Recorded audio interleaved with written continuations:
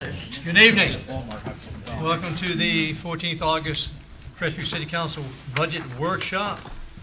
At this time, I would ask you to turn off any of your devices like these things here, and so we don't have any interference. Appreciate that if you do that. And at this time, I'm going to call on Brother Joe to lead us in the Pledge of Allegiance. Can we do that?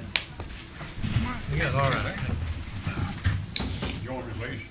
I pledge allegiance to the flag of the United States of America and to the republic for which it stands, one nation, under God, indivisible, with liberty and justice for all. Thank you. All right, no reason to sign in because we don't do any voting at a workshop. So just have it noted, all the council members are here, along with the mayor, city clerk, city attorney, and very distinguished department heads over there. And let's not forget our media individual in the back of the room, Ken Nelson, and our own IT guy over there, Thomas Sutton, making sure everybody's looking at our pretty faces. And our finance director. And our assistant fire chief. I'd like action. Everybody satisfied with the agenda we have for this evening? Okay, so we're going to move on and call on the public. Anybody from the public like to address the council at this time concerning the budget workshop this evening? Last call, anybody in the public? Oh, 2 or 3 of you in the public. Any of you like to speak to the council this time? If not, we're going to move on to the budget presentation. So Madam Clerk, you have the floor. As you all know, last time we were here, we had some options, and you asked for more options, so now you have more options. What I have in the packet is now 4 options instead of 6 or 7. We have, and we'll go through them, unless you want to take a poll and see if anybody wants to vote on the options or make a consensus of the options before we start, or we can go through them one by one, whichever you choose to do, Mr. President. I think you need to at least, especially for the sake of the public, to Address tell us them. what the options Okay. are. You don't have to go through details, but at least describe what they are, please. Okay. Option 1, which is your blue option, is now all the options include all of the requests for equipment, all of the requests for personnel changes, all of the requests for special raises, and all of the additional personnel requests that I had through last Wednesday, okay? Or I had been approved in the previous. I have not added anything that has been requested. I have not changed anything that has been requested since that time. And we'll get to that when we get to section B. But we have 4 options, so all the options, and it also includes all the grade changes that you all requested for those who were making less than $25,000. So all these options have all those requests and categories in them. So option 1, all the options are above and beyond all those requests. Option 1 is a 3% raise on 10-1, which, and I will say that in all the options, both accounts have excess funds at the bottom line based on projected revenues as of this point. Okay. Option 2 is a 3% raise and 2% at the beginning of the year and 1% on anniversary date. Option 3 is a 3% raise at the beginning of the year and a 2% raise on anniversary date. And then option 4 is a 2% and 2%. Those are the options that I've been asked to present, and those are the options I'm presenting. When we get to all of the options except for the first one, we have had the union negotiations. They have asked for a 5%, either a 3.2 or a 5% at the beginning of the year, and they're happy with at this point with the 3.2. All of the split raises include everyone getting their raises in a split fashion. The 3.2 or either 2.1 has a 3.2 for fire and police, the 2.2 has a 3.2 for fire and police, and the 3.2 has a 3.2 for everybody. So those are your 4 options. Please don't ask for any more. Unless you really, really want me to Gentlemen, I'll Do it. take comments and questions at this time. Mr. Hayes, go ahead. Yeah, Mr. President, thank you. I've looked at all these and, Make sure you're using your mic, Mr. Hayes, you're a little bit far Oh. away. That probably already yours. I've looked at all the options. And that's why, I can talk over that anyway. Can y'all hear me? Okay.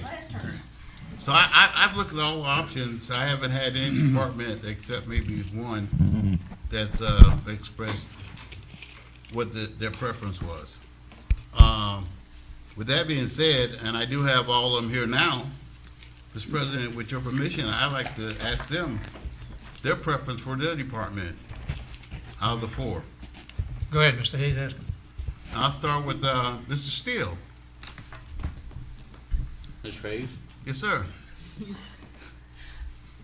I support option one or option three. And primarily my biggest concern is to take care of those employees that I have, the 21 employees making less than 25,000. And that's been my primary focus in this budget cycle, is to take care of those. And then I only wish that the remainder of my employees get what the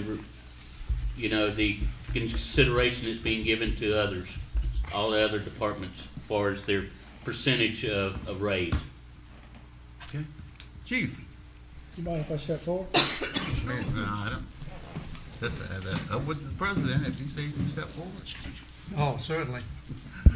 Don't deny the chief that ability to do that. I think you're safe, gentlemen.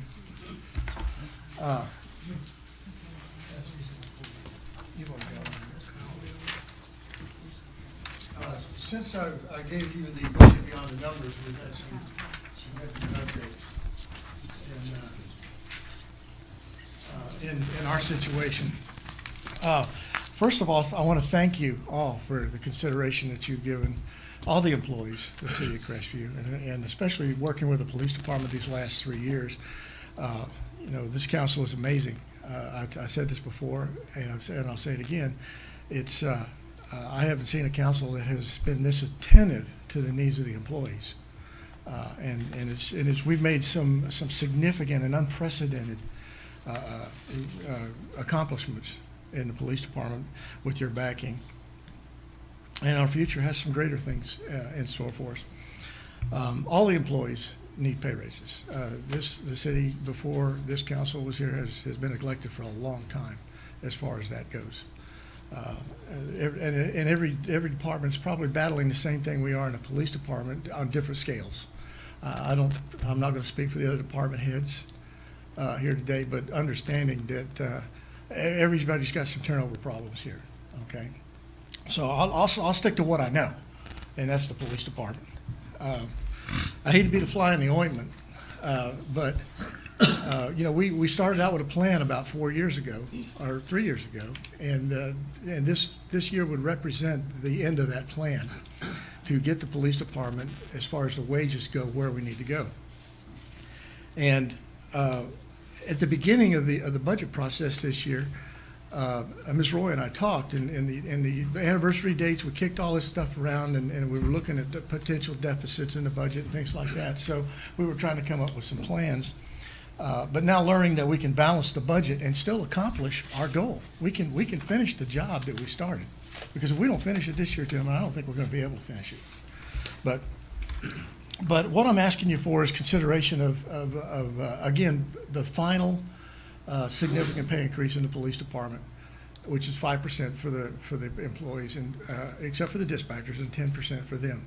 And I say final. Next year, again, this is no secret that I'll be back again next year for a 5% for the dispatchers, and this is increasing the starting pay. And what has made this even more critical this year is a couple weeks ago I met with all the police chiefs in the county. And the next day, I had an occasion to speak with the sheriff. And you remember the hierarchy that I gave you in the budget beyond the numbers. All right, I just passed out an updated version of that. Santa Rosa County Sheriff's Department has never been a contender. They've never been on that list before because they didn't. Their pay was so far below everyone else's, it just didn't happen. This year, they've come from way behind And with their October 1st budget, they will be the number 2 paying law enforcement agency in Northwest Florida. Okay, so now what I've done is I've added them and included them in the mix on the list. If you'll notice that the top list represents where we are right now. Okay, the second representation is if we were to get our 5% increase in the starting pay and adjusting everybody up 5% in the organization, that's where we would place out. If the other departments ahead of us had not gotten raises, then we would actually move up to the number 4 position. Okay, which is, to me, is where we're competitive at that point. But because the other departments, the Sheriff's Department looking at 3%, Fort Walton PD 2.2, Valparaiso Police Department 7%. If we do not raise our starting pay October the 1st, Valparaiso will pay more to start their officers than the city of Crestview. Okay? And then Niceville PD getting 3%. The competition, gentlemen, is fierce. And I don't, again, I'm not going to recapitulate the budget beyond the numbers, but it tells you in there what it takes to recruit and hire police officers. We currently have 6 positions open. We have 6 people in background for those positions. Statistically speaking, at the police department, only 4 of those people are going to make it through background. And I hope I'm not discouraging them if they're listening to this, but that's the way it happens. We haven't lowered our standard. We've raised our standards. We don't take just anybody to fill these holes. What's going to happen, though, if we don't get this 5% increase on October the 1st, I'm not competitive anymore. The Santa Rosa County Sheriff's Department has 19 new deputy positions coming in their October 1st budget. They have 20 openings now. I confirmed that earlier today. Okay. 40 officers, 39 officers. They're going to be hiring 39 officers between now and starting in October. I've got 6 openings I've got to fill. I've got applicants, but again, our ratio, out of 25, sometimes we'll wind up with 1 person that makes it through the whole process. So it's not an easy process to get through. So again, I'm just asking you for consideration for the 5% increase. Finish the job. Let's finish this job, because next year, gentlemen, we're not going to be able to finish this job. If we kick the can down the road 1 more year, I don't think it's going to happen. And we're going to fall further and further behind. If you see the representation I just gave you, if we don't do it this October 1st, we actually drop 2 positions in the hierarchy, in the Northwest Florida hierarchy. We actually go backwards. And I've said this to you before, it's in the budget beyond the numbers. If we're not moving forward, we are moving backwards. There is no static point at this particular point. What we've got, again, it's a fierce competition out there. And I don't purport to get parity with any sheriff's department. Never happened. We have a $5 million budget, $4 to $5 million budget. They have a $40 million budget. Okay. The sheriff has the option, which we heard, was in the news recently, that if the county commissioners don't give him his budget, he can go to the governor, and the governor can force his budget. We can't do that. We've got to work with what we got, and I understand that completely. But my understanding is, with this pay increase, we can still balance the budget this year by giving us the increases that we need. Now, don't get me wrong. We are greatly appreciative of the efforts made here tonight. Okay, or the efforts we're looking at in the budget. I'm tickled to death that we're going to get there. I really am. But it just doesn't do me any good and the recruiting end of it, with everybody getting so far ahead of us again, and we're going to have to start climbing that hill all over again if we don't finish the job now. Again, just one last time, thank you. If you haven't had a chance to read the budget beyond the numbers, this will update that for you. Again, this is information that came to me a couple of weeks ago through meetings with the other chiefs and actually a chance meeting with the sheriff. We just happened to run into each other and had this discussion. Is there any questions from any of the council members on what I've spoken about tonight? Yeah, go ahead, Mr. Fairclough. This sheet that you just handed us, Chief, Yes, sir. Mm-hmm.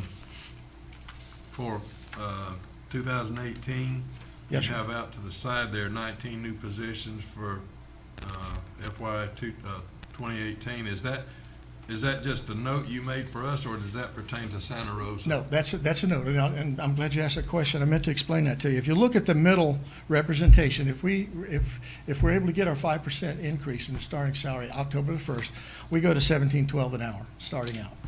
Okay, you still got 5 agencies up there paying a lot more money than we do, and luckily, right now, some of these agencies are at capacity.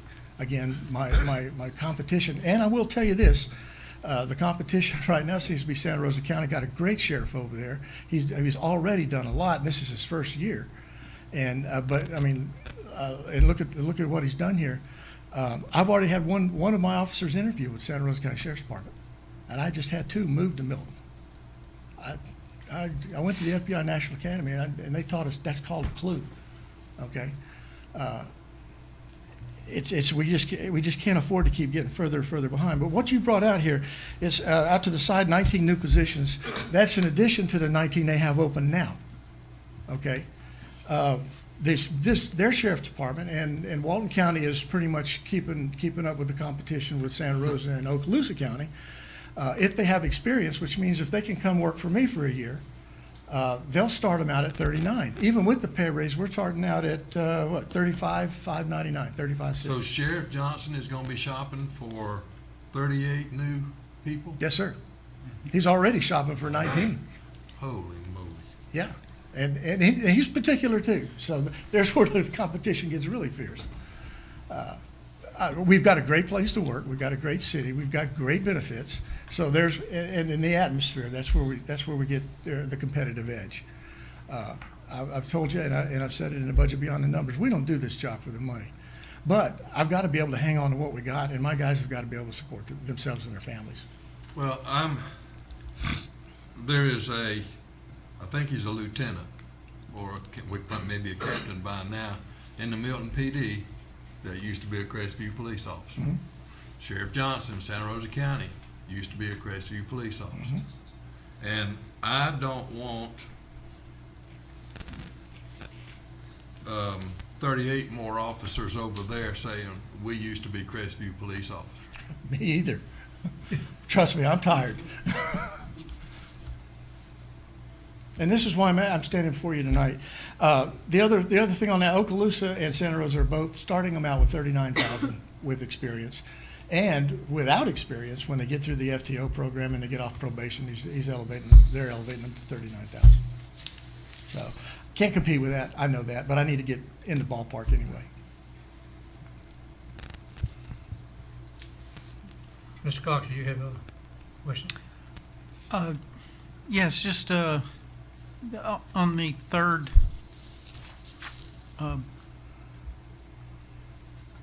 presentation you have there, that assumes you would get no raise?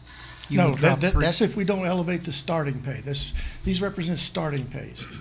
If the one on the bottom, if we don't elevate the starting pay, we actually drop 2 positions in the lineup. Well, okay, but again, that's saying that we're not given a raise when that number is what the current number is. That, You know, it's yes, sir. gonna, But it's- that's showing, that's meant to show you what would happen if we don't get the raise October 1st. yeah, okay. That's what that depiction is. Just kind of showing you the lineups on all 3 scenarios. Yes, sir. I'm Go sorry, ahead. sorry. Have you looked at this sheet, Chief? I have glanced at it, yes, sir.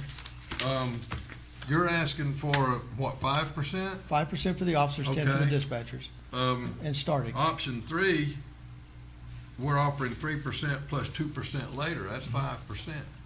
But that's not happening on October 1st. And that's not elevating the starting pay. Starting pay is where, I mean, and that's what I'm telling you, I'm the 5%, so for the people working there is great. They need it, they deserve it. These guys are working their tails off day in and day out here. But the options, if the starting pay doesn't get brought up on October the 1st and everybody else along with it, that's where we start falling behind. We lose the ground, some of the ground that we've gained over the last 3 years. I'm trying to separate in my mind a raise versus higher starting. Well, what it is a combination, Mr. Faircloth, is what I'm asking. We've done it for the past 3 years. One more year is all I need, is all we need. And instead of a 3%, 2% with no starting raise, it's just raise the starting salary. Everybody gets the 5% October 1st, and 10% for the dispatchers. The raise is still there. It's just all occurring at a different time. Plus the starting pay is being elevated.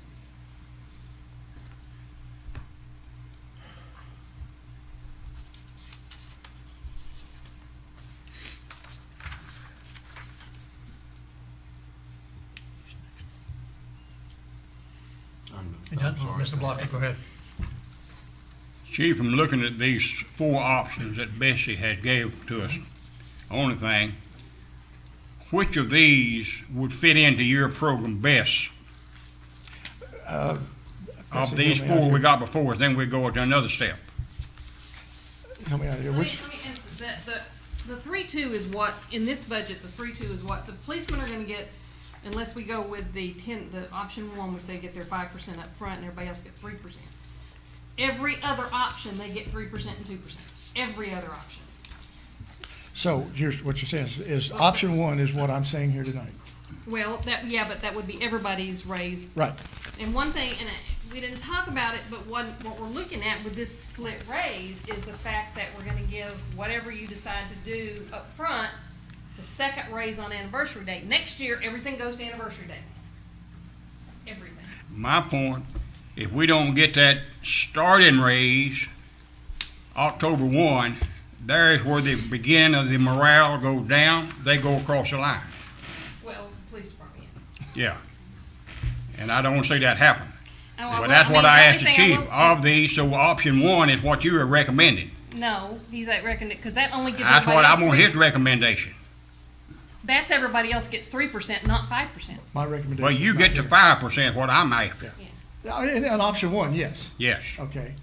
He doesn't care which option we get, he just wants his guys to get the. Well, I don't, well, the number minimum. one, That's with not the a fair 5%. statement. I do care. All the employees deserve But a if raise. you look at the bottom line, if you look at the very bottom, it has the numbers of what that 5, in every option, the police is 3-2. Every option except for the first one.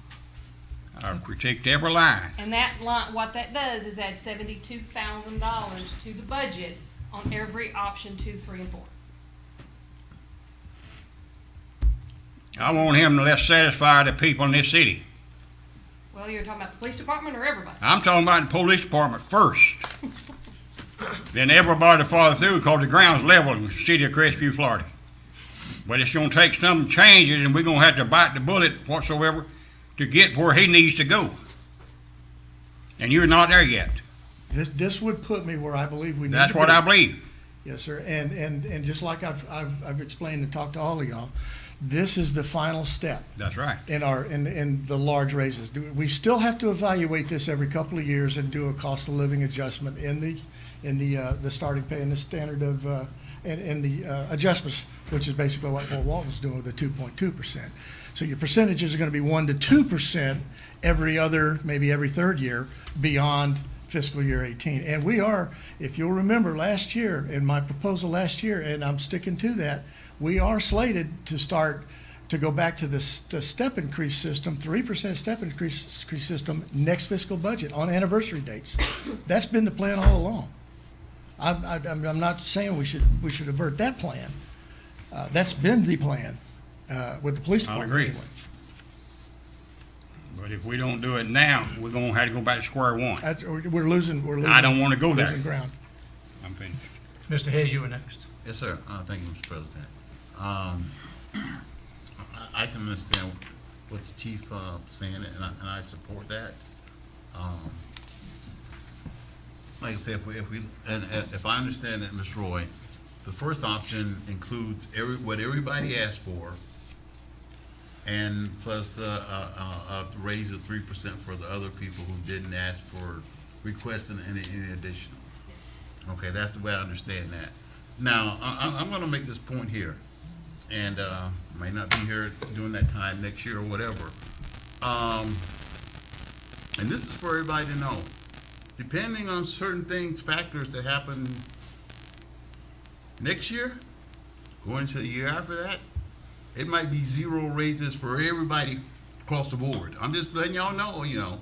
I think we need to do what we can do right now, and we'll still have some money left over. That's not gonna happen, that happens rarely. I mean, our property tax really gotta shoot up next year, or the year after that. And so we keep that in mind, and we also have to keep in the factor if he gets those additional people, through the grant, if he gets that we're gonna take care of those people in 3 years, if I'm correct, 2 or 3 years. I think that's the way the plan works. So, one thing I realize, you're never gonna be able to keep up with the Joneses. Hope you understand what I'm saying. But you can live in the same neighborhood. But yeah, if you're in the same neighborhood, but you're never gonna be able to keep up, because if somebody offers 2 cents, then the next person gonna offer 3 cents, and the next person offer 4 cents. So at one point, you're not gonna be able to keep up. You wanna be comparable to recruit the people that you want. And with that, Mr. President, that's why I like option 1 and 3, but in the best interest of what we're doing, I think we should do 1, and that's just that's just me. Yeah. But I still want to hear from other department heads. Somebody got questions? Yeah, Mr. Mr. Cox has a question for the chief. Can I respond, Mr. President? Yeah, go ahead, Chief. Okay, yeah, just give me 1 second. Just to respond, talking about next year, I agree with you. That's why I say we can't afford to kick the can down the road, okay? But I'm telling you, the only thing I'm coming back at you next year with is the 5% for the dispatchers, which is a nominal increase to finish that job. I'm not gonna be asking for the big increases like this again. Hey, I'm done. I'm done, yeah. Please hold that recording. Yeah, it's on there. I said it. How many dispatchers do you have? 9. I have 9 full-time dispatchers. Well, no, I don't have 9. I have about 6 right now. So they're extremely tough to recruit as well, Councilman Faircloth. They're yeah, I'll be done. As you may or may not be knowing, I think it's in the budget beyond the numbers. A couple of years ago, the state of Florida decided now the dispatchers have to be certified. And we have to put them through 240 hours of training. We've been approved as a training site, so we can train our own dispatchers. We don't have to send them off to school anymore. But after that 240 hours, it's taking us literally months to get them into scheduling, to get them certified, and I only have 12 months. Once I hit that 12-month mark, if they're not certified, I gotta let them go. Well, I'd like to add. Actually, Mr. Cox has I'm the sorry. floor. I'm sorry. You Go ahead. skipped over him. I'm sorry. Who's next? Go ahead, Mr. Okay, on option 4, on the table says 2/2, but the explanation doesn't appear to correspond with, I'm a little confused on the explanation. Because it says 5% for all personnel except elected. Okay, that's an error. It is 2% and 2%, so it's 4% overall. Okay. Yeah, just one other brief comment. Yeah, this is difficult, and I want to express also my concern that Councilman Hayes expressed as where we're going to be a year or 2 from now, because it's most difficult to figure. You can only project, and you don't want to over-project revenues, because probably there'll be a tax, property tax reduction, and it gets difficult. So you don't want to project more than you can very comfortably perceive. I'm more, I understand the chief's position on that, and I'm supportive of that, but I'm concerned of projected revenues, balances. I'm a little more comfortable with being near at least 200,000, because it's easy to err, and that's a small projection, a much smaller projection on option 1. So it's difficult. So that's my point. And option 4 is 2 corrected. 2%, Thank you. 2% and 2%. Done? Okay, every option adds with the police department's request and Chief Taylor's request, every option, except one, adds $72,000 to the budget in the police department. Faircloth, you had something else? Well, I was just going to back up to what the chief said about dispatchers. If you don't have a good dispatcher, a good trained dispatcher, it puts everybody in the city in danger. Because if they give wrong information or delayed information to an officer, it puts his life in danger sometimes and the people he's trying to help. If, okay, I'm gonna hold my remarks to the whole budget, so, Chief, appreciate your input, and we need to move on. See, Marie, if you have any advice for us, preferences? Take this out.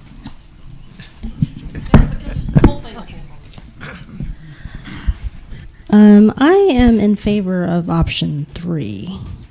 We have a very short staff, and we're losing one of our old part-timers, and that's really thrown us off. We have 12 people total, and about half of those are part-time, so we serve thousands of our patrons a week, and it's a hardship on my workers, and they deserve the 3-2, I believe.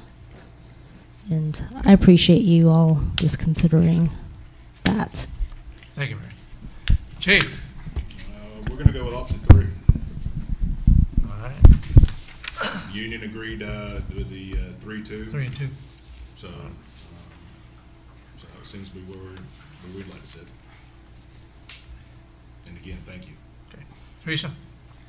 Well, thank you very much, and I feel that option 3-2 is the best out of the list. We have some very dedicated people,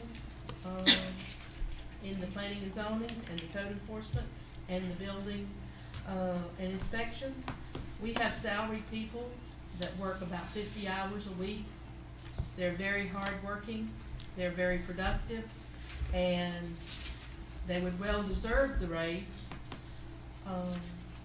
Most of them, we did not put in for a raise for them because we depended on the annual 3%.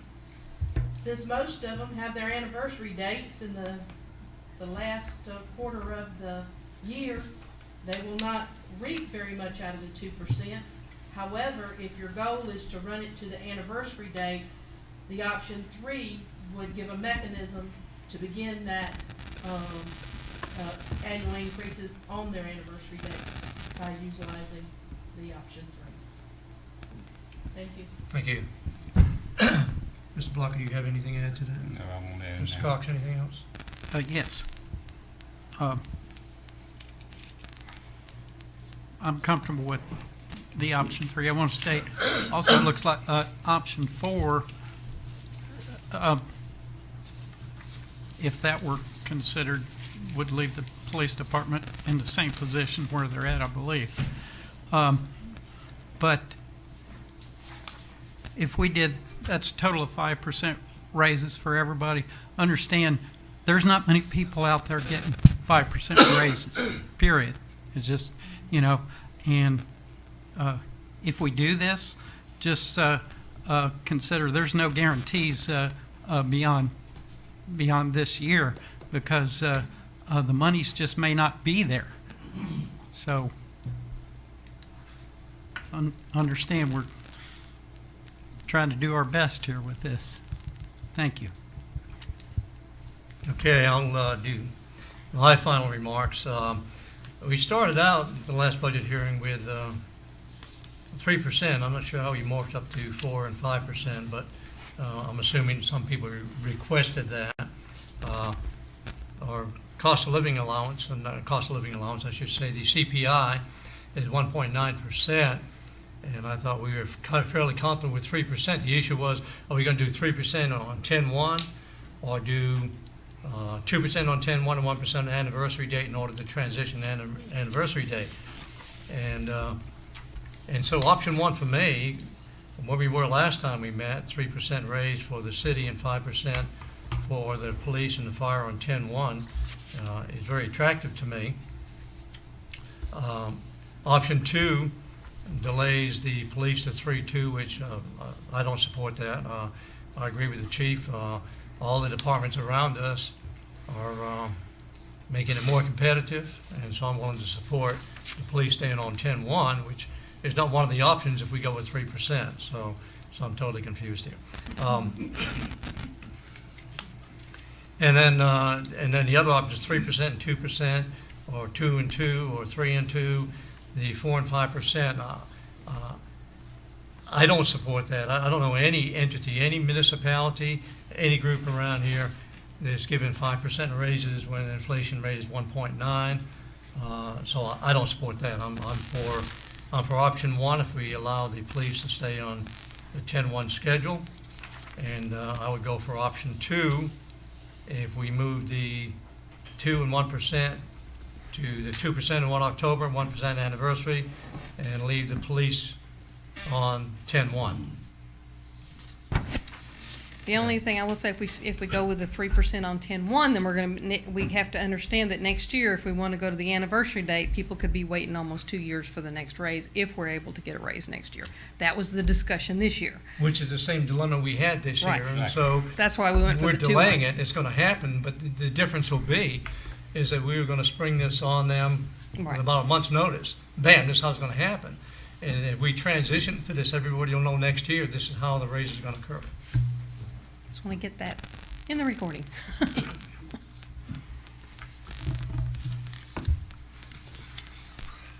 Oh, Mr. Block, I didn't see your finger there. Discussion, right? Yeah, oh, sure, we're discussing everything.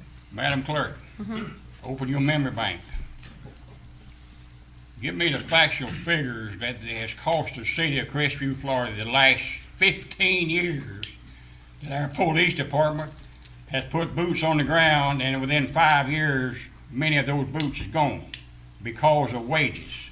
I have no earthly idea without doing research. It was First of all, I haven't basketball. been here 15 years, but I would have to do research on that. That is not a number that I carry around in my head.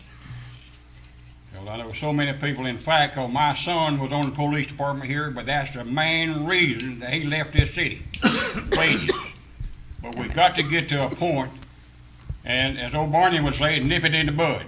I don't think, We I got mean, the option to do listening this. to you guys, the 5% for the police department up front doesn't seem to be the issue. It sounds like everybody is in agreement for that. The agreement is, what are we gonna do for everybody else? That's where we need, that's what the consensus I need tonight. Mr. President. Yes, Mr. Hayes. And I concur with you say, and I know based on previous councils, they had made a promise they couldn't keep. They made a promise that we couldn't keep because we couldn't go back and, well, we're trying to rectify some of that, which previous councils didn't do, but we can't do it all. We got great employees, and you know I stand for our employees. But based on, like you say, on the national trend, nobody's getting 5% raises. I mean, when I was on pay for performance, and I was an outstanding performer, not bragging on myself, but I was. They didn't give me a 5% raise. You know, they gave me 4. Well, maybe they did give me 5. Yeah, I think they did. Yeah, maybe they did. I deserve it. You know, but then, like I said, and I keep telling y'all, I had something to work from. I got that performance-based paper I can look at and justify what I'm saying. We're still across the board, which I see that it's a catch-up to me, that across the board. All people aren't, and I'm not against any employees, and I can't identify any right now. That's the department's head job, as far as I'm concerned. All their people are deserving of same thing. Some are more deserving, and they haven't brought that to me yet, not yet, that justifies why I should go across the board with a 5% raise. 3%, I think we're trying to catch up what we didn't do previously. But 5%, people, it's not too many places you can go and get a 5% raise. If you've been there working there regular, that's your CEO, you know, they do stuff like that. But ordinary working people, I mean, you gotta be working for Microsoft or, you know, Apple to get stuff like that. And we got people that, you know, are real qualified, but what I'm trying to say is we gotta look for the future. some people didn't look out for the future, and that's why we're in the situation we are now. But we gotta look out for the future, and Mr. Whitten and I, you know, and some others go, and we know what's coming down the pipe, what we think's gonna happen. And Crestview is more than fair with, in my opinion, with the citizens. There's some things that we could have done, which would eliminate, in my opinion, lowered their taxes, but we decided not to go that option. But I'm still scared for the next 2 years, that we're gonna be in a situation where we're gonna have to either cut, or we got to reduce services. And that's why I don't want people to get on this thing, okay, every year they're gonna give us a 3, they're gonna give us a 5. The few people I have talked with, they're quite content with the 3%. We understand the chief's part. That's separate, I think, of what we're discussing. I think all of us are in agreement about the chief 5%. But then the other employees say, well, you gave him 5, you know, but we won't get into that till y'all give me that paper form and sheet we can work off of. So I'm still, option number 1 is still my preference at this time. Unless somebody can tell me something else. Gentlemen, I think what we need to do is, we have 4 options right now, and we need to give Madam Clerk guidance how to narrow that down to at least 2. I don't know if we can come down to 1 tonight, but if we come down to 2, when is our next workshop? We have 4 weeks before the first public hearing. All right, I understand that. When's our next workshop? I was planning on having the final budget workshop at 4:30, which is another part of our agenda items, 26, whatever that Monday night is. That was the plan, was to have the final budget workshop on 28th of August at 4:30, prior to the regular workshop. But that doesn't give me a whole lot of time to get it before, get everything done and get the ad done and get everything done and the resolutions written before the September 12th meeting. If we can narrow it down, if it's 3-2, option 1 or option 3 or option 2 or option 4. That's what I'm looking for. I think we can narrow it down to a couple. I hope that you could bring back 2, and then we can bat that around at the workshop on the 28th and be ready for the budget hearing itself. Yeah, I mean, the thing is, you've got resolutions to write, ads to write, all that has to be done in 2 weeks. And then when we get to the 12th, it has to be a final decision. I have one more question. Yeah, go ahead, Mr. Fairclough. Did I understand you to say a while ago that the option 1 was 5% for the PD? It's everybody, yeah, it's 5% PD and fire, 10% for the dispatch, 3% Okay, for well, everybody else. I don't know, just from listening to the last few minutes conversation and everything, I think we have lost sight on the fact that we made a deal, this council did, with the chief for his 3-year plan. And if we don't do it, then we're going back on our word. We have all agreed on that. Yeah. It's just the date, the inception date of the 5% that we were I hung just up wanted on. to get that out. Yeah. Thank you, but Mr. President. we pretty much are reaching a accord on that. Is it gonna be 1-10-1 or split? And I'm pulling for the 10-1 myself. Yeah, go ahead, Well, Mr. Hayes. and I like my fellow councilman, but the word that you use, I don't want to get the wrong conception. We didn't make a deal with the chief. We made an agreement with the chief. There's a difference in deal and agreement. I want everybody to state for the record, I made an agreement. I didn't make no deal with the chief. That's me.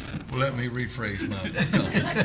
We had, I think the agreement was if the city could afford it. Yeah. Exactly. Well, the difference that I see between 1 and 3 is $55K. Yes. And that's, but it adds, if you add back in the 3-2, is also splitting the police department. So if you give them up at the beginning of the year, the 5%, you can cut that $194,000 down $72,000 and makes it pretty much equal to the 3%. That adds $72,000 to the budget, which we have, but I just need to know what y'all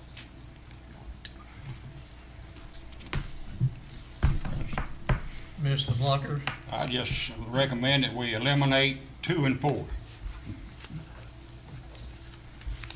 There's not gonna be a lot of changes, except for taking out adding back in the $72,000 between 1 and 3. I never liked 4. Nothing personal against four itself, but I don't like four. But like I said, there's not gonna be any much changes except adding the $72,000 back into the police department. There's not gonna be much difference between now and 2 weeks from now on those two budgets. Unless somebody else comes up with some requests for personnel or something tonight that I don't know about. Or I do know about, but have not been approved yet. Mr. President, Yes, Mr. Hayes. I think we might need to go around with the council and just get a feel for them. I wrote mine down before I got here. It's still in there, 1-3. So, And that's the same as eliminating 2 and 4. that's right.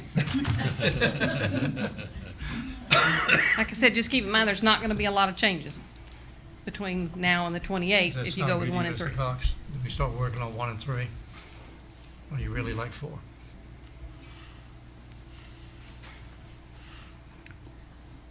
I can, option 1 is okay, but my real concern there, most of that money is police and fire. I mean, that's pretty plain to see. And my concern is the projected revenue balance is the smallest of all the numbers projected.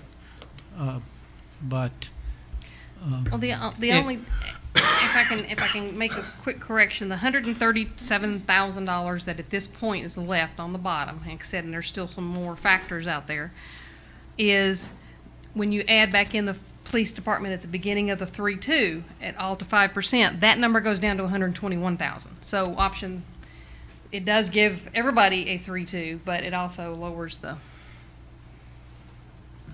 because you have to take out the $72,000 for the police department if we're gonna do that. Mr. President, Yes, if Mr. I, Hayes. if I might speak to Mr. Cox, well, one of the things is that, which doesn't happen often, we got a budget that's balanced regardless of what we do. One of the other factor we looked at is how much extra are you gonna have for contingency, because that's where it's gonna go, am I right? It's gonna go to contingency fund. And we're We don't still know- working on our cash carry forward balance, so that Yeah. number hopefully will, and we want to put money in reserve for next year when we know that the taxes are gonna go down. But the thing I look at is the citizens, they don't give the money, but it's appropriated for us to utilize to help the city. So we have some money where we can help the city, but also help our employees with their cost of living and their finances, then the money's here.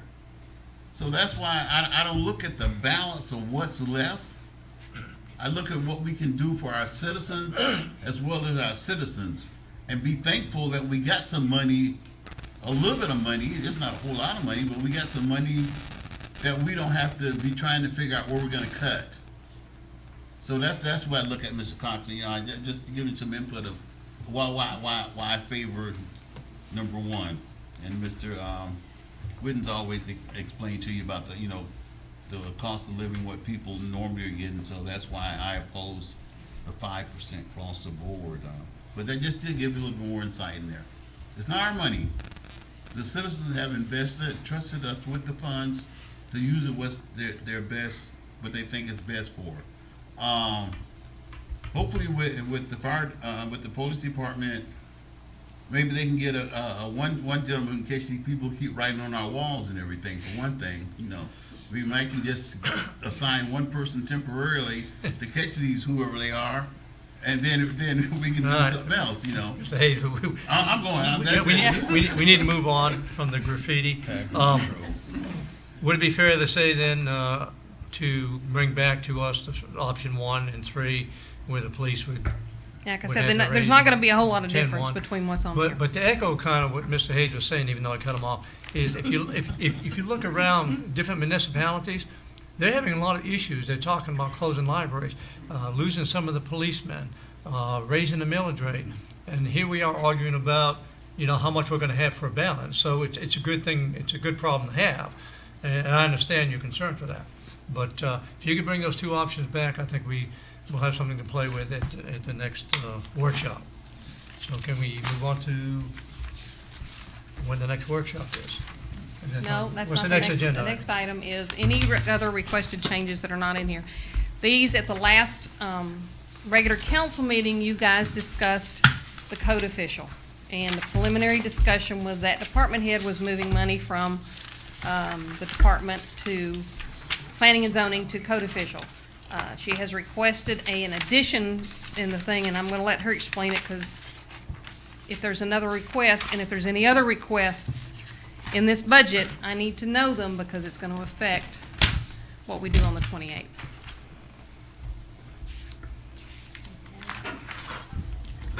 When I brought to you the code official, we were looking at a designated area.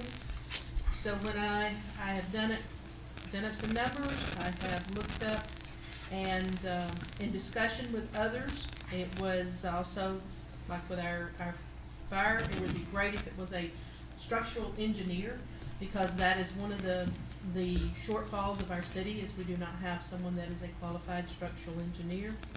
We pulled up some base rates for a person that would qualify, and in case you haven't heard, our administrative assistant will be retiring September 30th. She was fighting a very difficult rare cancer, and it's going to take her going full-time in order to help in her medical. So she'll be retiring on the 30th of September. She was a long-term employee, and she was at a 12.25, which is about $53,000 a year. So we would, the amount of a C6, which is $53,877, would encompass that funding, and it would play just short of what your salaries for a code official with structure engineer qualifications play within the other cities and other municipalities. If we're going to utilize this as a full-time position that covers citywide, we are short administrative person back in our department.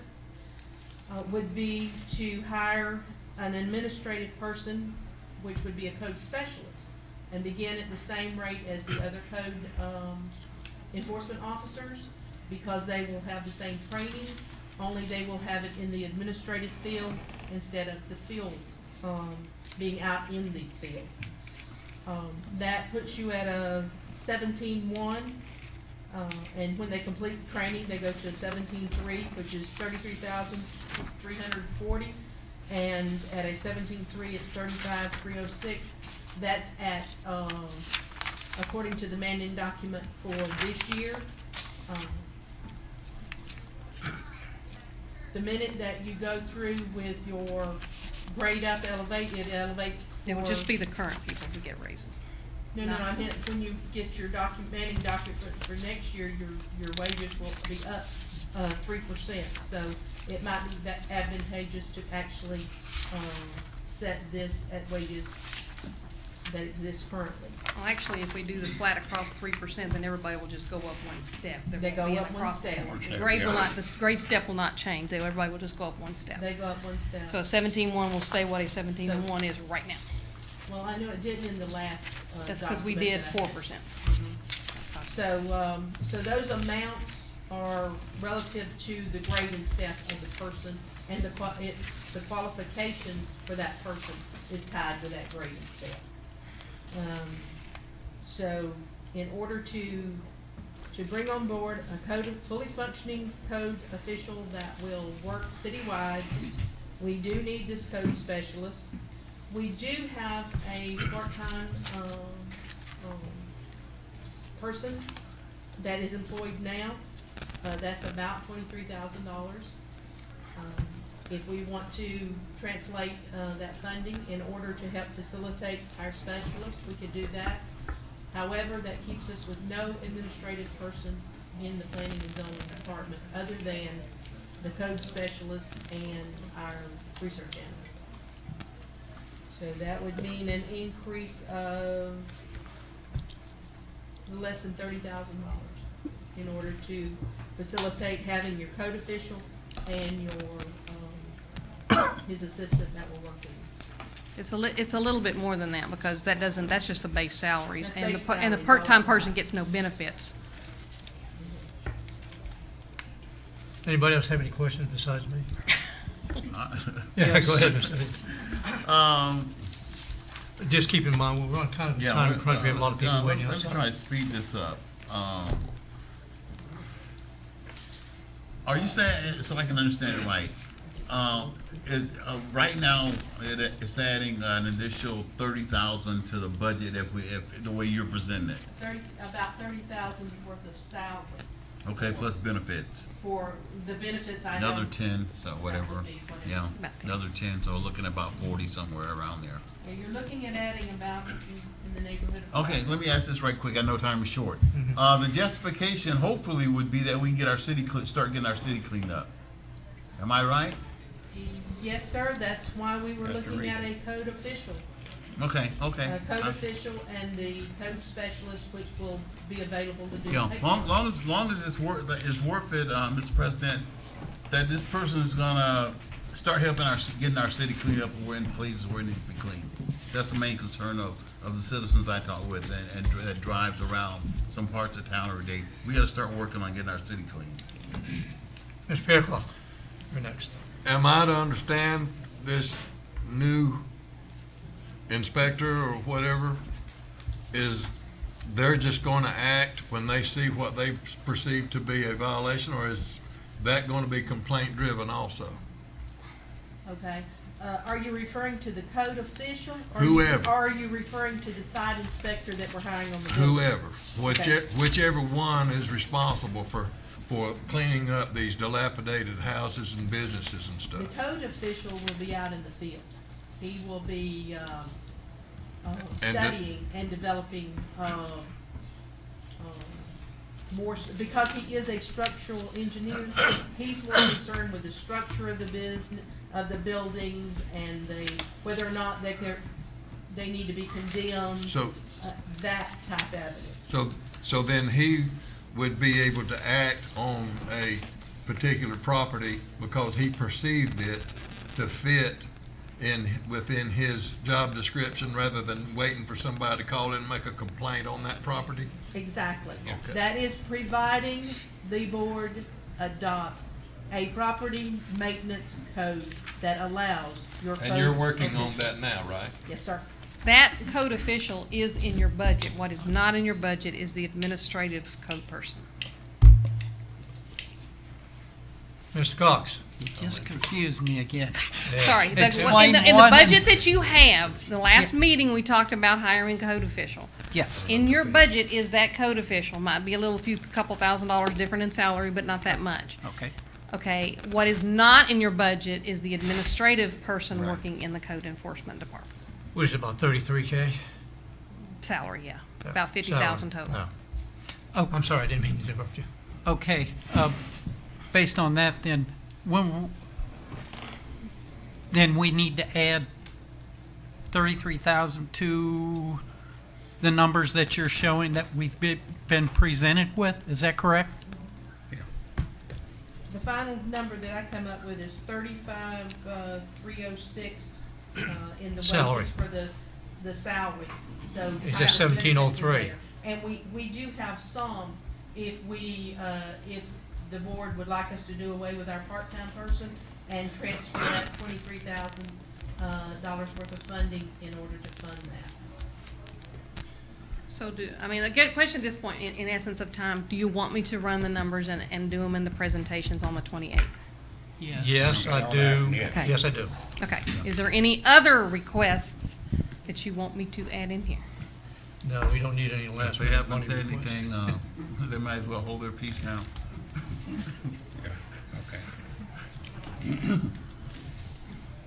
Okay, let's move on. Future Okay, the meeting only dates. last thing is the dates. The 28th is the budget workshop at 4:30. I know we can do it earlier. If we're gonna get into this discussion, maybe we need to do it earlier. The workshop starts or we move the workshop till 6, whichever you wanna do. Do you wanna have the budget workshop at 4:30? The regular workshop at 6? I don't know what's planned for that budget workshop, that regular workshop at this point. I don't have any idea. Not a lot, we were thinking about a special meeting, but I won't bring that up. I'm not comfortable with 4:30. I'm not comfortable with 30 minutes.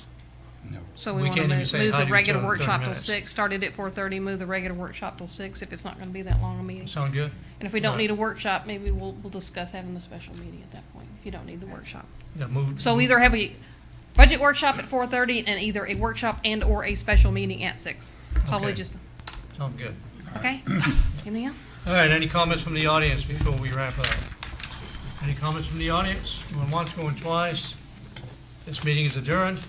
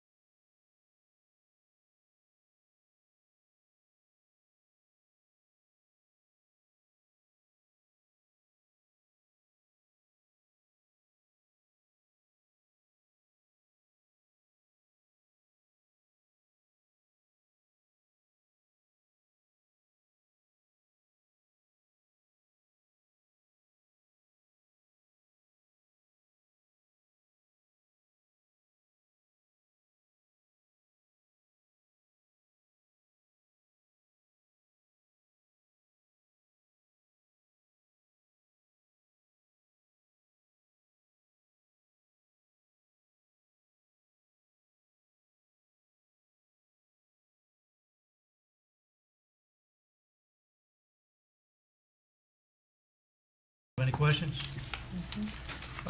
Any discussion?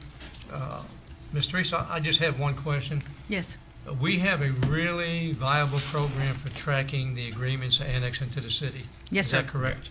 Yes, We were sir. off track a few years back, but we're on track now, right? We're pretty much on track right Just now. wanna be sure. As a matter of fact, we have a number of name changes and resolutions we're going to, that's what we wanted the special meeting for in front of the workshop in August, would be to bring all the name changes that have been waiting for, to be processed, waiting for the board to either decide on whether they're going to broad spectrumly consider some type of moratorium or Like a referendum. referendum Right. or whatever in order to get everybody at one time.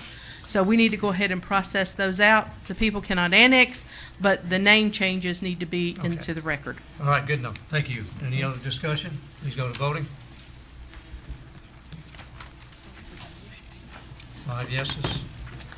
Madam Clerk, if you'd read Resolution 17-13. I don't think we got a motion in a second on that. We got a vote 00-0000-011D, Okaloosa County, Florida, allowing for written objections by citizens and if necessary, a public hearing within 30 days from enactment of this resolution, providing for a municipal services agreement between the petitioner and the city, and providing for an effective date. This is Resolution 17-13.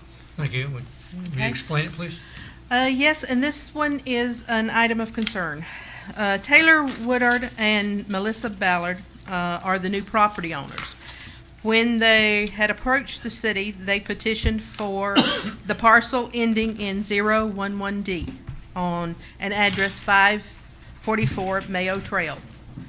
This was an parcel where the city has had previous service and for several years, so therefore they did not have to provide any tapping for the lines.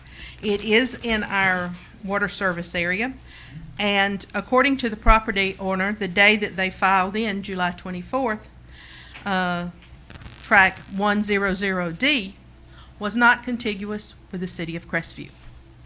However, when their deed posted today, not only had they purchased 011D, they purchased 011A, which the property appraiser had unified into 1011D, which means that the unified parcel now is contiguous to the city. So A was contiguous and D wasn't? A was D together, contiguous, now R. yeah. Okay. A was contiguous, had no services. It was actually a vacant piece of land. D was the improved site, and it had previous services. However, it was blocked from annexation, and you can tell by our sketch where the separation was.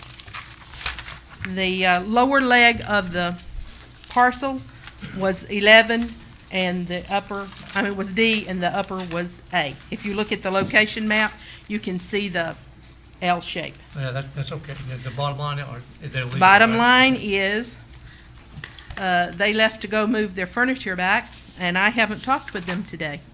So we shall continue with the out-of-city agreement, knowing that the agreement that they have signed, the municipal services agreement that they have signed, allows for the annexation of the property. So, Oh, wait a minute. They signed that before the A and the D were married? yes. So They- I don't think we can. Well, in their, Excuse me, in, just I want to ask the attorney, but conditions have changed as they signed the document. Seems to me that we, When they signed the document, it only included one parcel. no, when they signed, they give us a parcel number. Their deed contains both parcels, and they did not reveal that they had both parcels. The agreement they signed, though, had both parcels, didn't it? The description for the agreement had both, they have parcel 1 and parcel 2. When a person purchases 2 separate parcels like that, when it goes through the recording, the property appraiser has the option of changing the number itself in order to better track it. So what they need to do is they have petitioned for the water. When they return, they will be placed with where they need to sign the remainder of a municipal services agreement that will state the property and that it is contiguous to the city. If you hadn't gotten any agreement already of both parcels, I don't think. We have the agreement, but the agreement only keys to the PIN number of a parcel. And So that's now, not both, but two parcels. now the PIN number contains both pieces of the parcel. They have 31 days to execute this petition. They will be back in town, but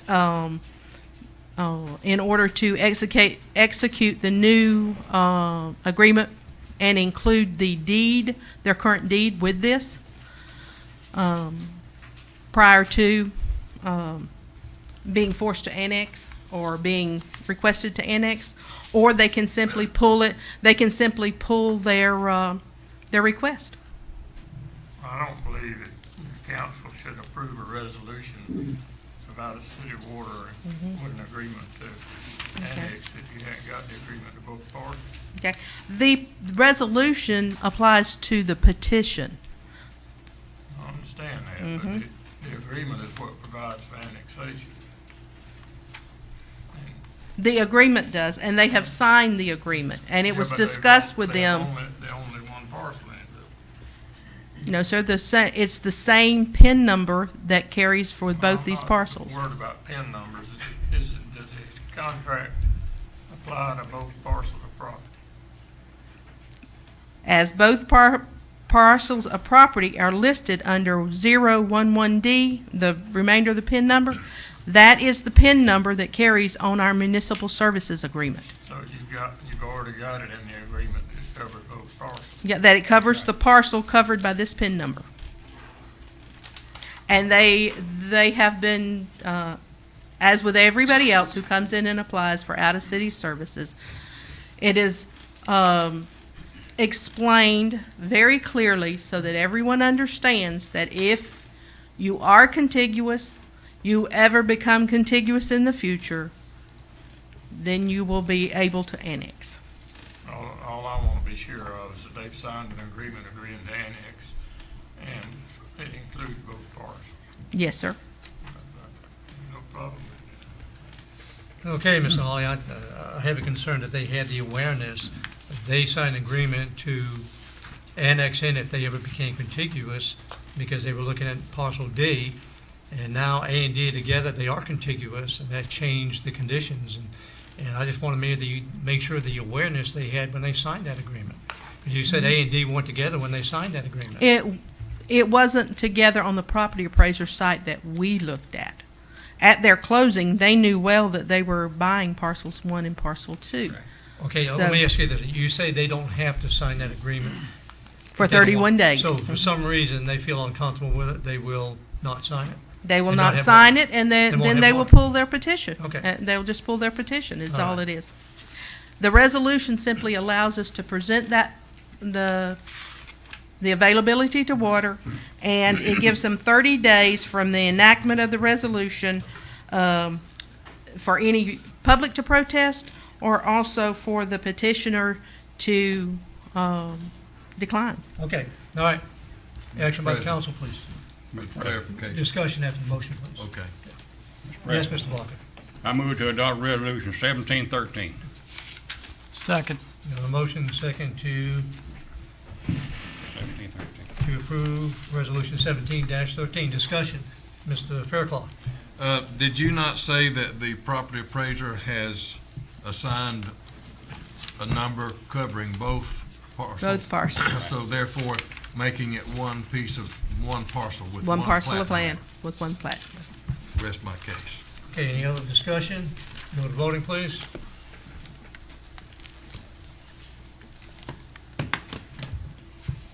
Vote is 5-0. Ooh. And now, moving on to Resolution 17-14. Madam Clerk, if you'd read that, please. Thank you, Mr. President. Resolution 17-14 reads by title.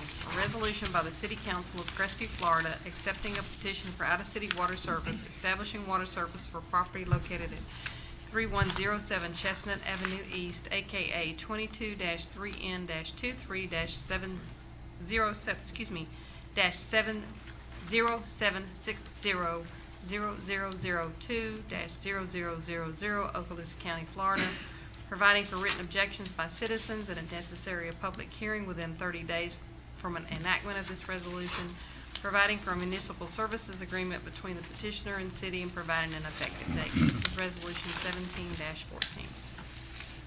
This is Wayne and Laura Barlow.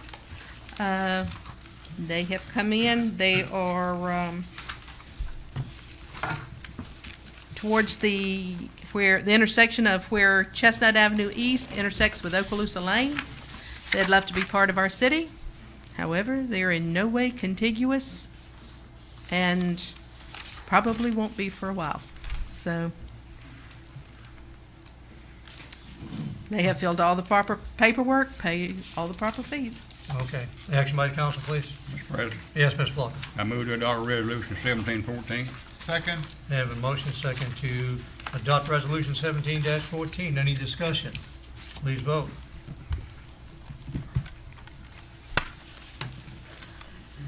Another 5-0. And we'll move on to Resolution 17-15. Madam Clerk? Resolution 17-15 reads by title.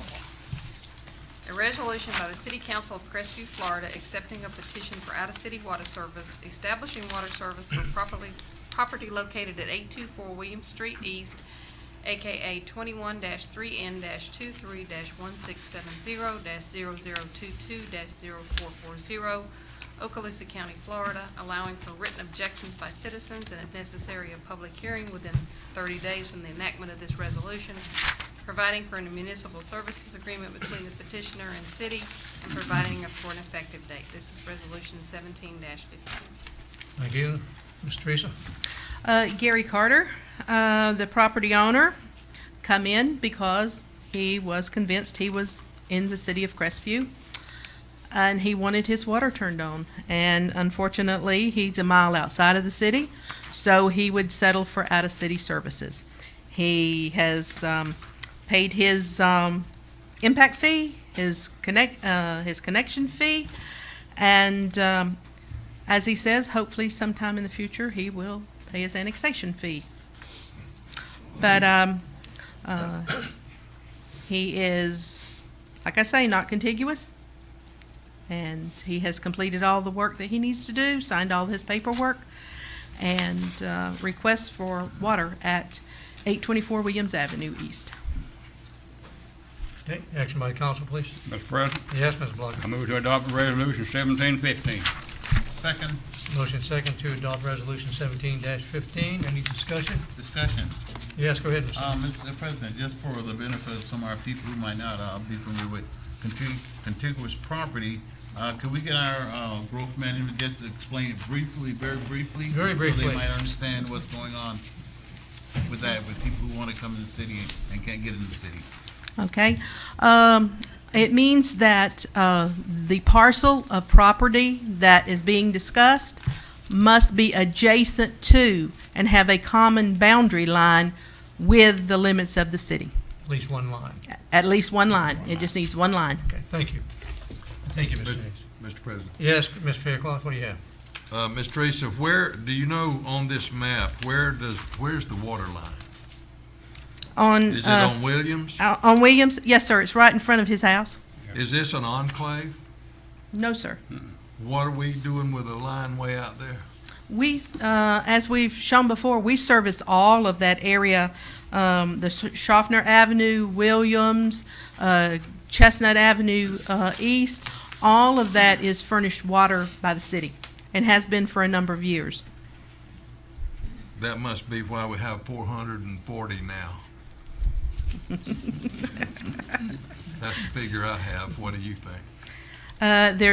If you will like to see the map on my bulletin board, That's the I'm not majority. gonna go in there and count them. Well, that's the people that are in that particular area. They border between Applin Road and Chestnut Avenue East. Well, I've been trying to keep up, and I think this is about 440 properties that we're giving water to that are not in the city paying taxes. They're buying water from us, At time but and a half. at 1.5. Well, what a bargain. Yeah, but they're unable to annex at this time. Thank you. Madam Clerk, move on to number 11, committee reports. And we're going to begin with the report on the 2015-2016 financial audit. Did we vote? Okay, did we vote? We're in discussion period. Oh, my 17, bad. 15. Bad. I went for discussion and kept going. Please vote. We have so many resolutions to lose track. We broke the machine, we vote so much. Yeah, you need to vote too. All right, 5-0. Okay, now, Representative, Salt Marsh, Cleveland, and Dunn. Yes, sir. Good evening, Mayor, City Council.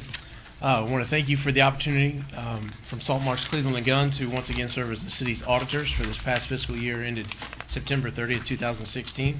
My name is Chuck Landers. I'm a shareholder in our Fort Walton Beach office. With me tonight is Allison Ori, a Crestview native and senior manager in our audit department.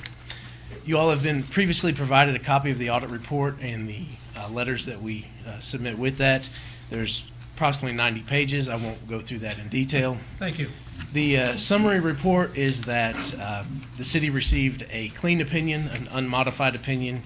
We did not have any audit findings. There were not any material weaknesses in financial reporting identified or in internal controls, which is excellent. It's a testament to Gina and the good work that she's doing. We have one recommendation that we issued in our letter to the board. It's on the second or third page of the letter where we do recommend that the city put forth a formal fraud management program where you identify potential risks that could come up during the year and at least on an annual basis look at that. That is not a result of any of our audit findings, and we didn't have any audit findings this year, but it's not a result of any of our audit work. It's just what we feel is a best practice that municipalities should have. I'd be happy to address any questions, and again, we do thank you for the opportunity to serve as your auditors.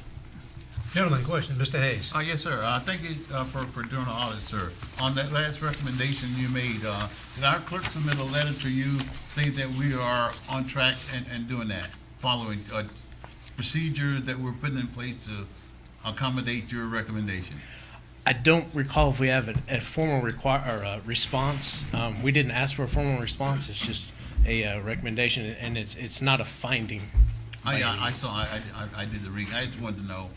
You know. Gina or Ms. Roy? I did see a response, yes. I did too. I'm sorry, I don't I don't recall know off if the it top went of to my you or, but our clerk did submit a response that I think all the councilmen seen. Okay. Which I was satisfied with. Great. Well, we would be following up on that for the next year, to look into that. Mr. Fairclough, you have something? Well, I just have a comment. If you're retained next year, please use a larger font. Okay, yes, sir.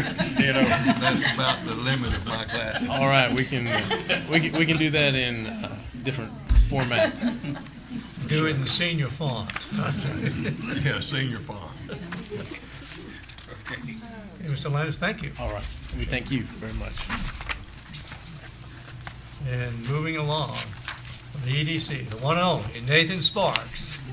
Nathan, welcome back. Thank you.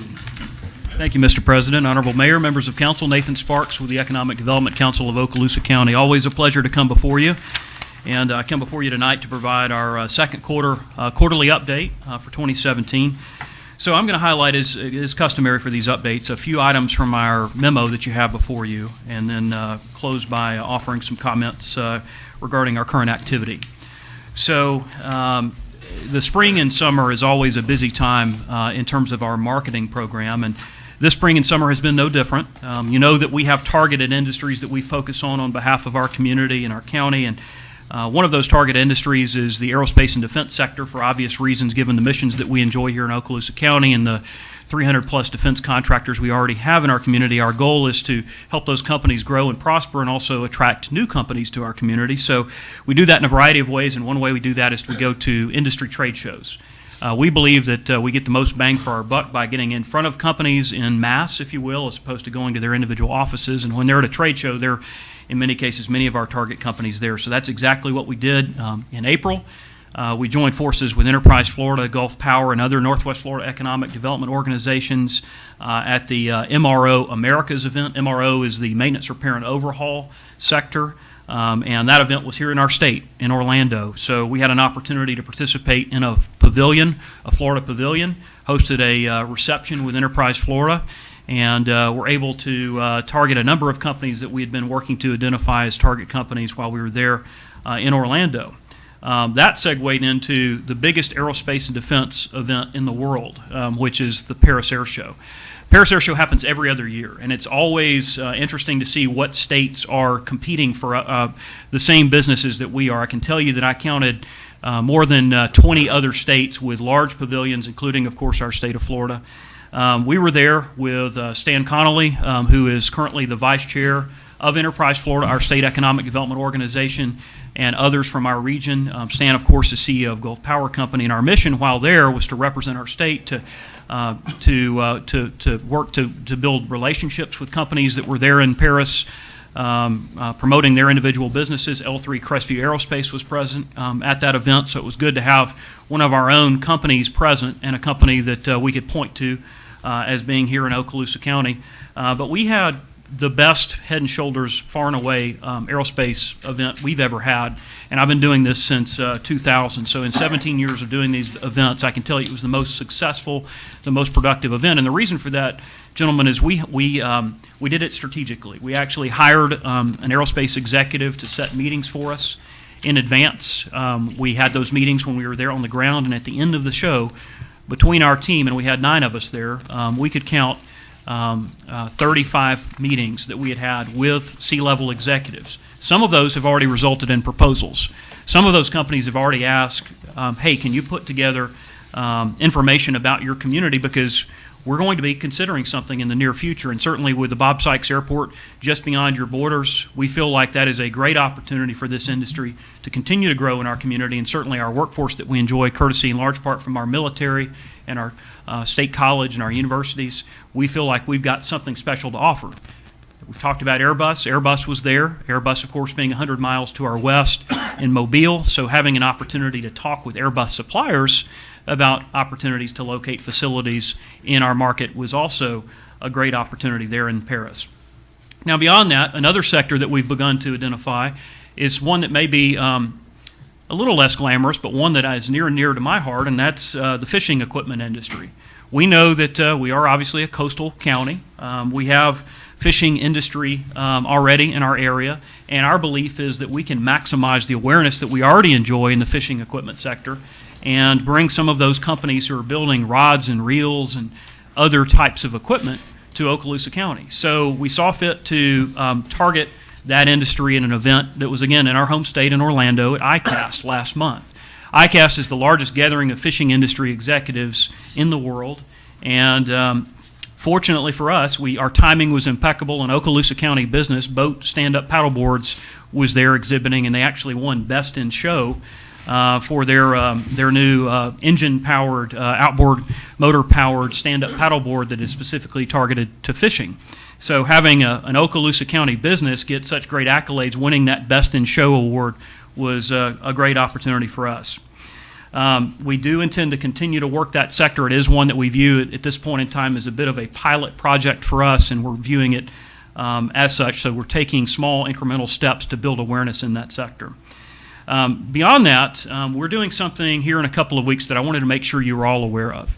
So you may have heard me talk about our TechMen group in the past. TechMen is a committee of the EDC. It stands for Technology Coast Manufacturing and Engineering Network. And on August 29th, we're holding a comprehensive symposium and trade expo at the Emerald Coast Convention Center focused on the technical trades. So focused on manufacturing, technology, and engineering businesses, as well as the workforce and educational partners that support them. So we're going to be welcoming 45 exhibitors that day, some from Okaloosa County, some from other parts of our region, some from other parts of our state, and we even have exhibitors coming from the West Coast. What's interesting is some of the companies that are coming to the TechMen Industry Day are some of the same companies that we've identified and we've met at some of the other events that I've mentioned, the other aerospace events that we've been attending. So this is, in some cases, their opportunity to come and see what Okaloosa County has to offer to their prospective business and to hopefully identify some customer and supplier opportunities while they're here. So that's happening on August 29th, and if I could please have a moment of privilege to pass out a flyer. I wanted each of you to have a flyer promoting this event. Can I pass these?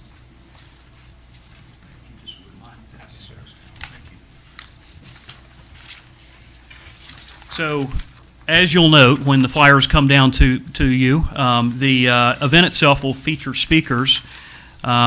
Those speakers are from a variety of industries that we're all aware of. So, for instance, Airbus out of Mobile will be on hand. Their general manager will be here. BAE Systems will be here. Boeing, L3 Crestview Aerospace will be part of a panel. Lockheed Martin, and other organizations, as you see here, that are really, we believe, able to offer some very valuable information to businesses here in our community about how best to grow their business, how best to capitalize on opportunities and trends that are happening in various industries. You see Eastern Shipbuilding on there. Eastern Shipbuilding is obviously out of Panama City. We wanted this to be a regional event, so we've given it a regional flavor. Eastern Shipbuilding recently won a $10 billion with a B contract from the Coast Guard. So I know many of the businesses in Okaloosa County are interested in becoming potential suppliers to Eastern Shipbuilding, helping them with that project, just as they are interested in pursuing opportunities with Airbus. You may have noted, too, that Triumph Gulf Coast Chairman Alan Bentz will be speaking as our keynote address that morning. Obviously, a lot of interest in understanding where the Triumph process is headed. Speaker Bentz graciously agreed to kick things off for us, and we felt that that was very appropriate given the timing. So again, this is coming up here in 2 weeks from tomorrow to be exact. And the reason I wanted to bring it to your attention tonight is if you all are interested in attending, please note that the registration deadline is soon to be upon us. In fact, it's Friday. The event does include, it's a full day event, and it does include lunch and refreshments. That's what the fee goes for.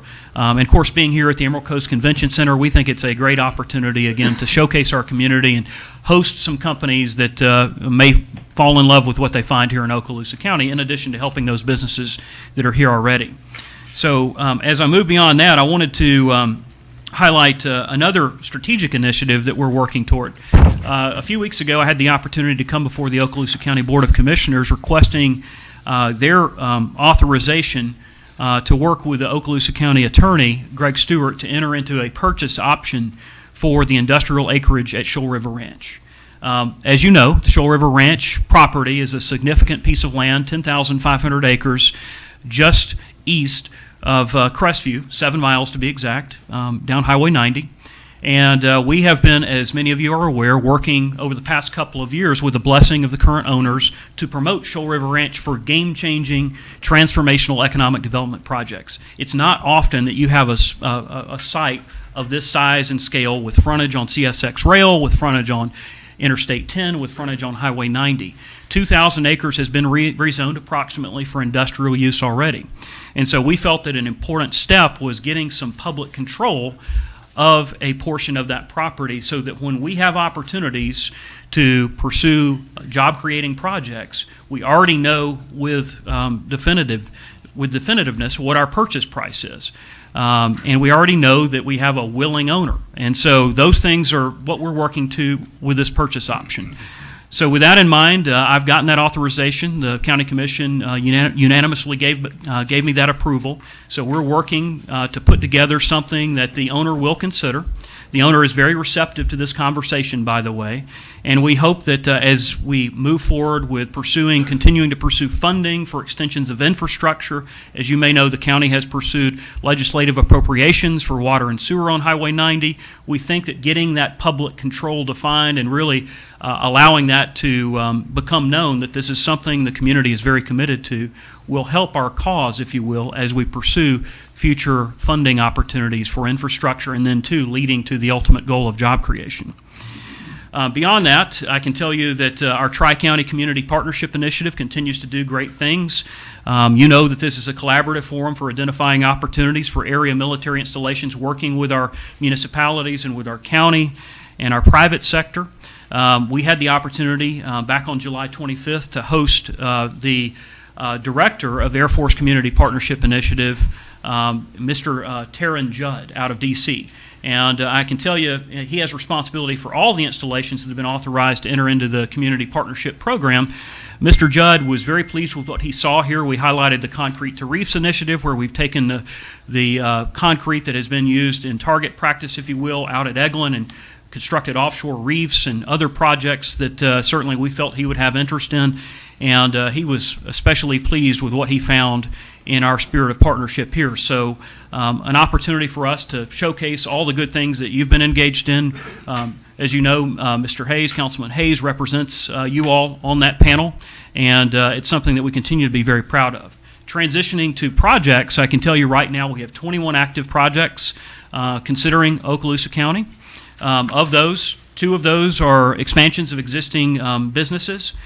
We also have 11 opportunities of those 21 that were locally generated. So what I mean by that is these are projects or opportunities that we, the EDC, generated through our efforts of business development. So the trade shows and other things I've mentioned. The other 10 projects came by way of partnerships, which are equally important. So from organizations like Enterprise Florida and our utility partners. So right now we're going to transition to the slides where you can see the pie chart. This is our current project pipeline. Those 21 active projects. You can see that more than half, slightly more than half, 52% are manufacturing oriented. 22%, not surprisingly given the efforts we've been engaged in with the trade show marketing, 22% of our projects right now are aerospace and defense. And then you can see that we have other categories that are at 8% respectively, distribution and engineering, and headquarters projects at 4%. Now, as we transition to the job number slide, you can see that roughly 2,000 jobs are in play in the manufacturing sector at this point in time, while 340 jobs are in play with aerospace and defense. And then as far as headquarters projects, we still have a pretty large number there of 649 jobs. So good news is you continue to see good diversity among what we're pursuing and what we're getting interest in. And I can tell you that right now we're seeing some opportunities emerge that haven't yet made it into these charts. We're still quantifying that they are actual project opportunities for our community. Okay, so beyond that, I wanted to leave you with just a little bit of additional local insight, as I like to do when I come before you. So we have a website. For those in the public who aren't familiar, it's OkaloosaSites.com, and OkaloosaSites.com is a buildings and sites portal where our users can go and search on whatever their specific property need is in Okaloosa County, and including all of our municipalities. So right now, we have several buildings that are getting some good traction, as well as one site in Crestview specifically within the city limits. The number one building that's getting the most traction or the most looks in Crestview right now is 408 Brookmead. That is the former FedEx Distribution Center. It's about 60,000 square feet. We had a group in not long ago touring that facility. It's in immaculate condition. And now that all of the equipment has been removed, you really get great perspective on how large that facility is, and obviously it's right here in the heart of Crestview. So 60,000 square feet of really Class A, in my view, industrial space. Another building that's getting great traction is much smaller, but still of note, and that's 1505 Ferdon. That's 1,000 square feet of retail. That's number 2. And then number 3 is 128 John King. That's a very small 950 square foot office. And then in the 4th position is 475 Valley. That's a larger site within the city, and that's basically 28 acres that's available. It's good to see that one. That one hasn't been on our list before as far as the top 5. The number 5 position is 292 Oakdale West, which is 3,100 square feet of office. So the reason I always mention those to you is the fact that we're starting to see traction with these buildings means that people are paying attention to them. it hopefully means that, they're getting in front of the right people, and that sooner rather than later, those opportunities, those buildings will be seized upon by some of the people that have been viewing them. So I wanted to share that with you. And then, of course, as always, I'm happy to take any questions or comments that you may have for me this evening. Gentlemen, any comments, questions? None? Okay. I would just say, good event. What am I going to get for lunch for $75? I'm only kidding. I know that's the registration fee. I'm just messing with you, Nathan. I appreciate it. All right. Okay, thank you. I will note the government rate is only 65, President. Oh, I can't read that fine print. Thank you all very much. Thank you, Nathan. And moving along to item 12, scheduled presentation from the public. We have a Mr. Bud Tipton here who's going to speak on Crestview Area Youth Association.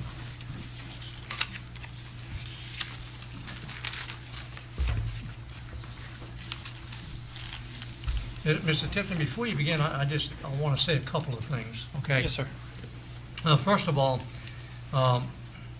it's not mandatory, but it's kind of courtesy that if you're going to ask to be on the agenda, that we have something ahead of time. At this point, unless I was looking on Facebook or getting emails, I wouldn't even know why you were here this evening. And it doesn't give us the opportunity to do any research about anything to respond to you, because we don't know why you're here. We haven't seen anything. So, like I say, it's not mandatory, but it's courteous to us to be able to discuss this with you. And like I said, unless I was on Facebook, I wouldn't even know why you're here this evening. So keep that in mind, and also keep in mind that it's not an agenda item that's going to be voted on this evening. In fact, it would not be voted on. The issue I believe you're going to bring to us would have to be a bid type item from the city and then voted on afterwards. Just so you know that no decision will be made tonight. I understand that, Mr. Okay, President. go ahead. I talked with Ms. Roy earlier. I got kind of tied up at work, so I wasn't able to print something. I brought you a book, though. I'll bend to your website. Oh. Hey, I update the website. I hope it looks pretty good. It looks pretty good. Mr. President, members of the council, people in attendance, my name is Bud Tipton. I am the football director for the Crestview Area Youth Association, also known as KAYA.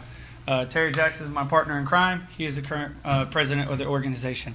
One of the things that we wanted to bring forward is we wanted to ask the city council to look at maybe opening a bid or bidding out for football and baseball.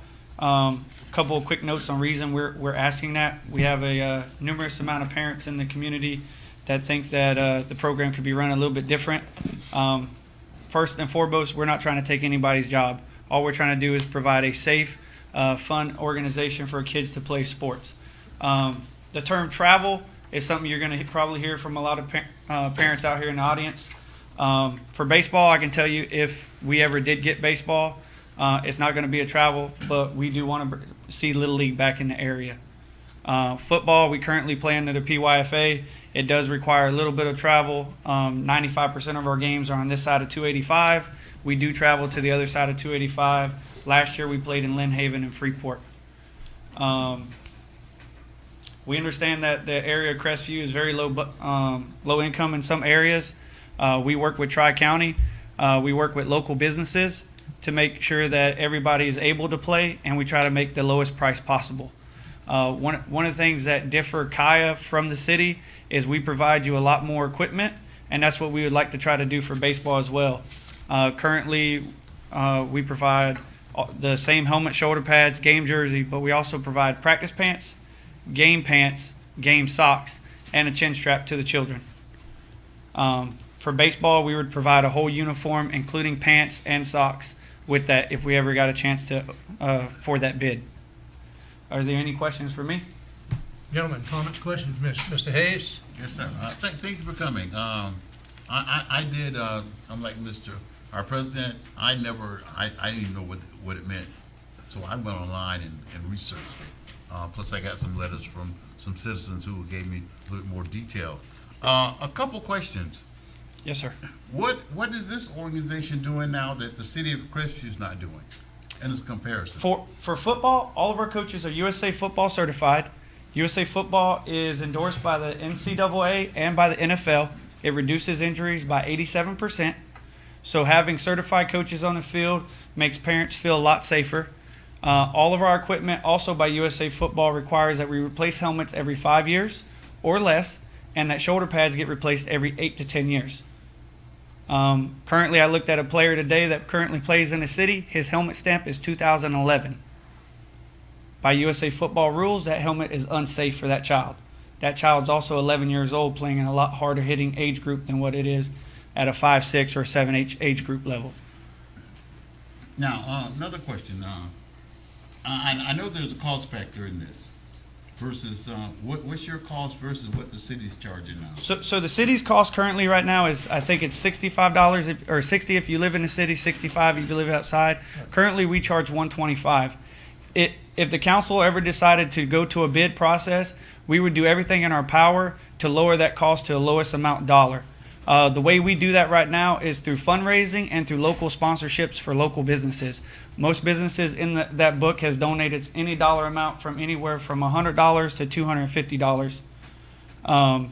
We also work with Tri-County to make sure Tri-County actually pays a full registration fee for anybody of a low-income family. Mr. President, I have quite a few more questions, but I'm not going to delay time because we're just getting information there. Okay, yeah. Formal presentation, if anything. In fact, what I would say, because we're not going to vote on it this evening, it's not on the agenda vote. What we will do is try to reach a consensus on the city council. Is there something we want to do? Do we want to explore outsourcing our city sports? I'm not so sure we'd want to do just 1 or 2 sports, outsource the whole sport. And if we want to do that, then what we would do is we would have a public workshop, because there are other competitors out there besides you that would also like to compete and make their case to the city council, and then they would go out for bids, and there would be vote on that kind of stuff. So I don't think we're going to resolve anything this evening, but I do appreciate you coming. I just have one question for you, because it was an email I got. Is it true that every family member that attends a game has to pay an entrance fee to watch their child play? Is that true? The family members do. Children under the age of 3 do not. Now, some locations we go to, the reason for that is we actually have to rent the field that we're at. So we don't actually have, like Baker has their own field, Definiak has their own field, so they don't have to charge an entry fee. We actually have to, because Shoal River actually charges us a dollar amount to use their facilities. So that's to help offset that cost. Good answer. Thank you. Mr. President, Yes, Mr. Blocker.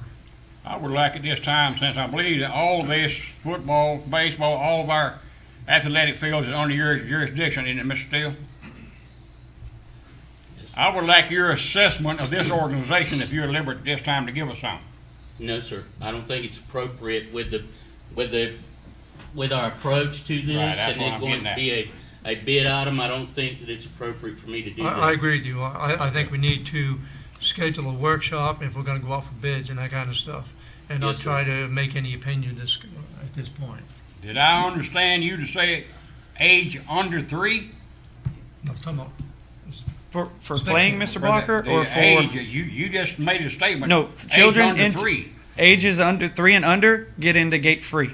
Yeah, Come on, under watch it 3. again. For playing, we have children from the age of about the age of 4 all the way up to the age of 12. We can Right. go up to the age of 14 for football. Yeah. And then Little League would be whatever Little League's requirement is. Okay. Any other comments, questions? Yes, Mr. Cox. Yeah, sir, I just want to, Mr. Tipton, reiterate, you schedule a presentation, and we like to see some printed information beforehand.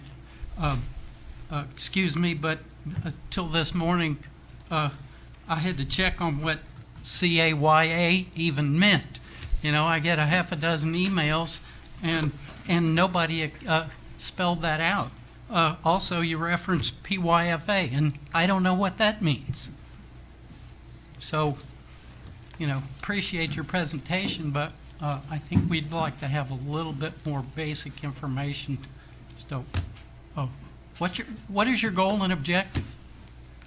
if the city council can outsource it and go up for a bid, programs like Kaya, Baker, Niceville, they are most of those are outsourced.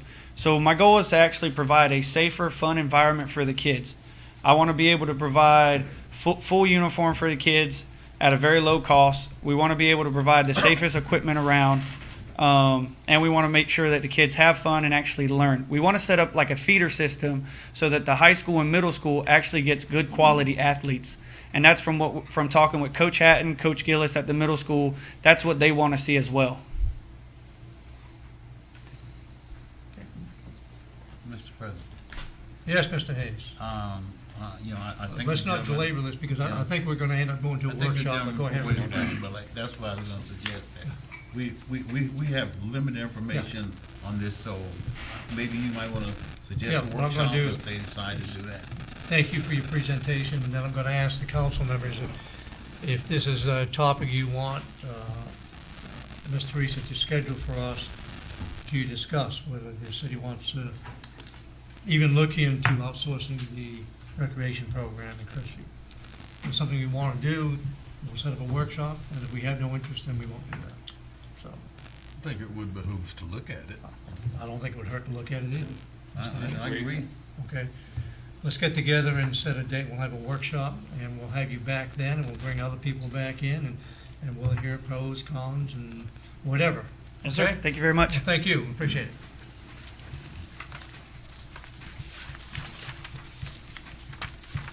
Okay, this time I'm gonna move around the room and call on the mayor if you have any comments to make to us. Yes, sir. Thank you, Mr. President. As we know, this past Monday, we were fortunate to meet with Senator Gaynor, who's head of the Transportation Committee in the legislature. And it was a very worthwhile meeting. We had a private meeting with him in the morning. You and I were with him and Carlos Jones. And then we did a tour of the city, some of the things he may not have seen and experienced before. And he did a meeting with certain businessmen for lunch, and then did a town hall meeting in the afternoon. Senator Gaynor is extremely interested in the traffic situation that we're facing here, and he is well placed to help us out. In fact, that meeting has already bore fruit. One of the most important things, we have all the major players involved, which includes the Air Force Base, FDOT, county, and city. That is already taking place. And so it's one step forward. And if we can get everybody in the same room at the same time, which has been a little bit difficult through the years, we may be onto something that he will be able to help us out. He sincerely wants to help us out. He put it in the budget this past year, and the governor vetoed it. And so we're trying to build some relationships with other legislators around the state, because Senator Gaynor knows what we're facing every afternoon and is dedicated to doing something about it from the state level. It's going to take state money to fix any of that. And I want to thank Mr. Whitten, worked very hard to set this meeting up last Monday, and I think it's going to bear fruit for us. Thank you, Mr. Whitten. You're welcome. Ms. Faircloth, you have one. Yes, I have a couple of comments for Ms. Teresa. Is there part of Twin Hills Park that hasn't been annexed? Twin Hills Park? For most are all of Twin Hills Park is in the city. Okay, and how about an area behind the hospital that the city owns? Is that annexed? You're talking about the pit area? Yeah. The pit area is in the city. However, there is an area behind the hospital that is not been annexed. That the city owns? It's not the city's property though. No, it's not the city property. I'm just trying to make sure we bring all the city property into the city. Okay. Also, is there any out near the treatment facility that the city owns that's not annexed? Yes, sir, and y'all gonna be seeing that very shortly. Okay. There's 100 acres out there that'll be coming in. Okay. And another nearly 3 acres that is adjacent to Spanish Trail Park. That's what I was talking about. The big retention pond. Well, the more we annex, the more will be contiguous, is the way I'm looking at it. Also, could you give us an update on the new businesses coming to town and the state of their construction or where they may be? Kind of kill some of the rumors or support some of them? Well, we have, Publix is running gangbusters. They've been delayed a little bit by the wet weather. Wendy's is scheduled to go up there on the corner by the new Publix. They're looking good. Their spindles off through. You have, Popeye's Chicken, who has, submitted their plans, and they're being reviewed. They'll be in our TRC.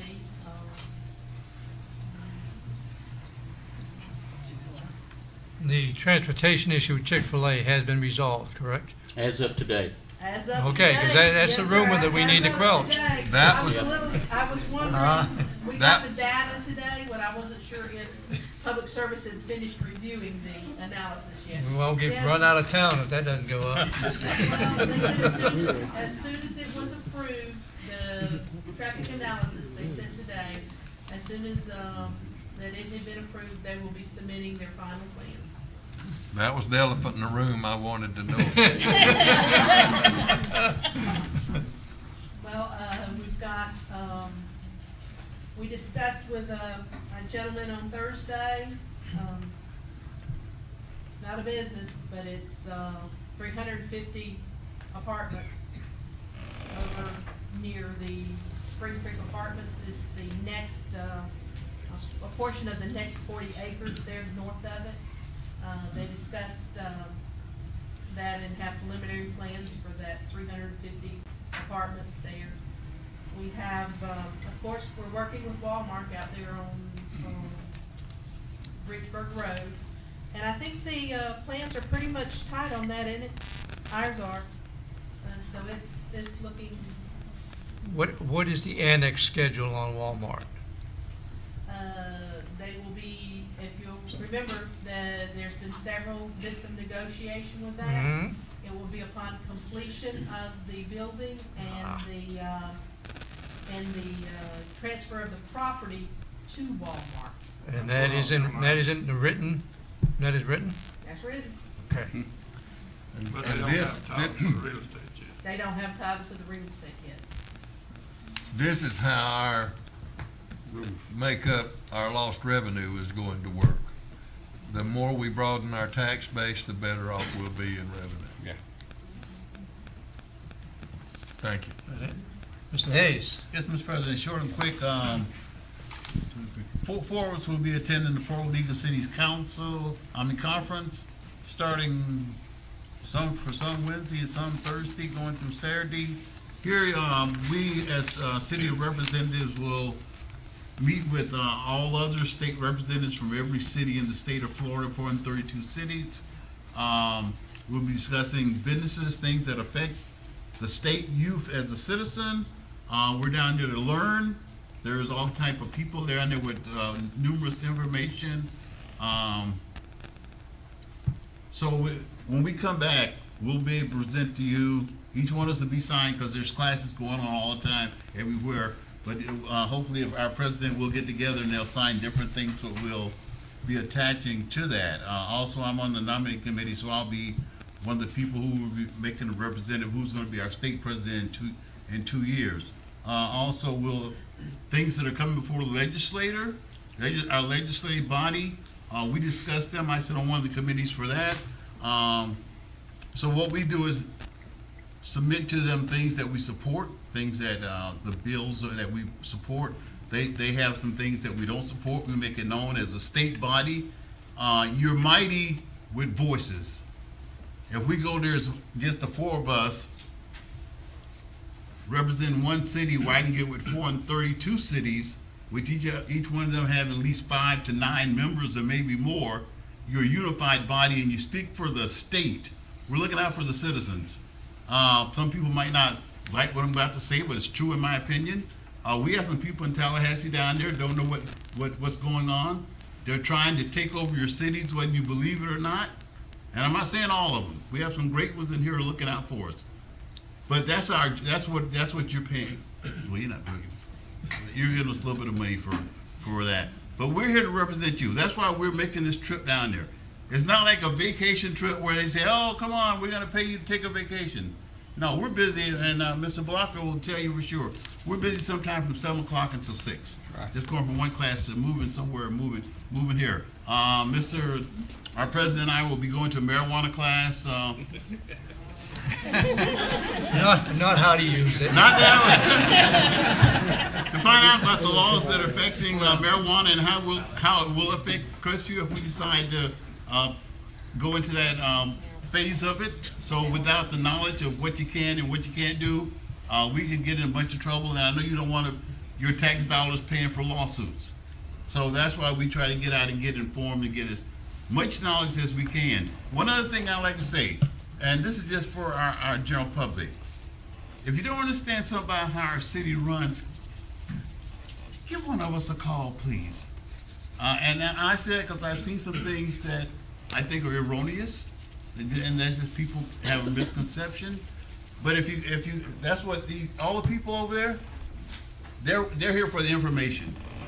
If you can't get information from them, then you get on the line and you say, Mr. Blocker, Mr. Hayes, Mr. Whitten, your city's not giving me the information I need. What's going on? And that's where we got to go, well, did such and such to find out what's going on. So make sure that the citizens know we're here to represent you. We get our information from them because we can't keep all that knowledge in our head. Our people, so that's it, Mr. President. I'm going to shut my mouth for the rest of the night. Thank you. Mr. Blocker. None at this time. Mr. Cox. Yes, I just want to reiterate, thank Councilman Hayes for speaking like that, and I also have concerns about some of the things that our current state legislature is doing. I want to state I have the pleasure of being this year's voting member for Crestview on the League of Cities Conference, and I will be voting in favor of all the Florida League of Cities proposed resolutions to present to the legislature. That's it. That's it? All right. Thank you. I have a couple of things. One, I don't think it was distributed yet because it came in after our last meeting. But as you know, we had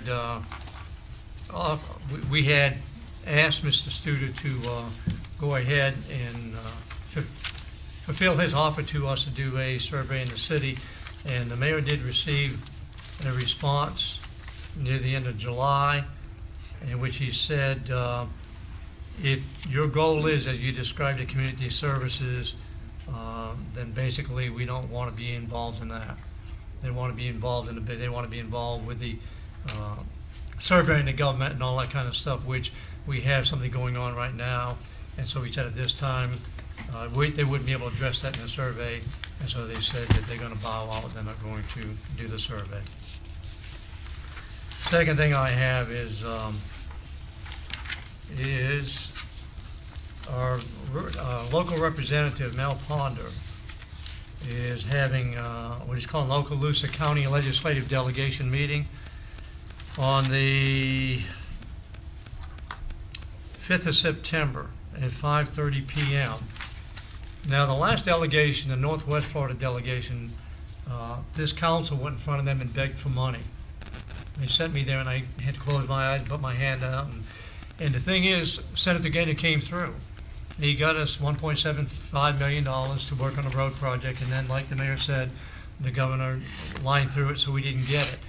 But we need to continue to beg for money. We need to continue to make contacts. That's why we invited Senator Gaynor to come here. And that's why we need to have a representative at this meeting. I will be in Paris that day, and I don't think I'm going to make it back for this meeting. So tonight I would like permission to send the vice president to represent us at this meeting. If you'll be available on the 5th of September, Councilman Cox, I would like you to get with Mr. Steele and go over the talking points of that Raspberry Road Connector Road that we need money for. And keep this in mind, you get 3 minutes and in 3 minutes, they yank you in front of that podium. Trust me. They go- So whatever you say in front of them, you have to be very succinct about it. You got 3 minutes. You can have this if you want. Thank you. Probably in your email, but you haven't seen it Thank yet. you for your confidence. Well, of course.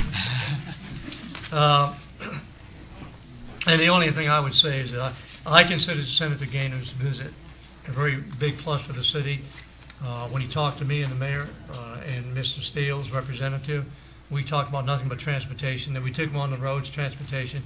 We took him to meet with business leaders. They talked transportation. We took him to town hall meeting and they talked nothing but transportation. So he got the message. I really did, and he sounds like he's going to be able to help us out. So that's a good thing. And with that, I will now move over to our staff and ask Teresa if you would talk about the LPA board appointment, and then I will hit the other department head members, and then we'll all go to dinner.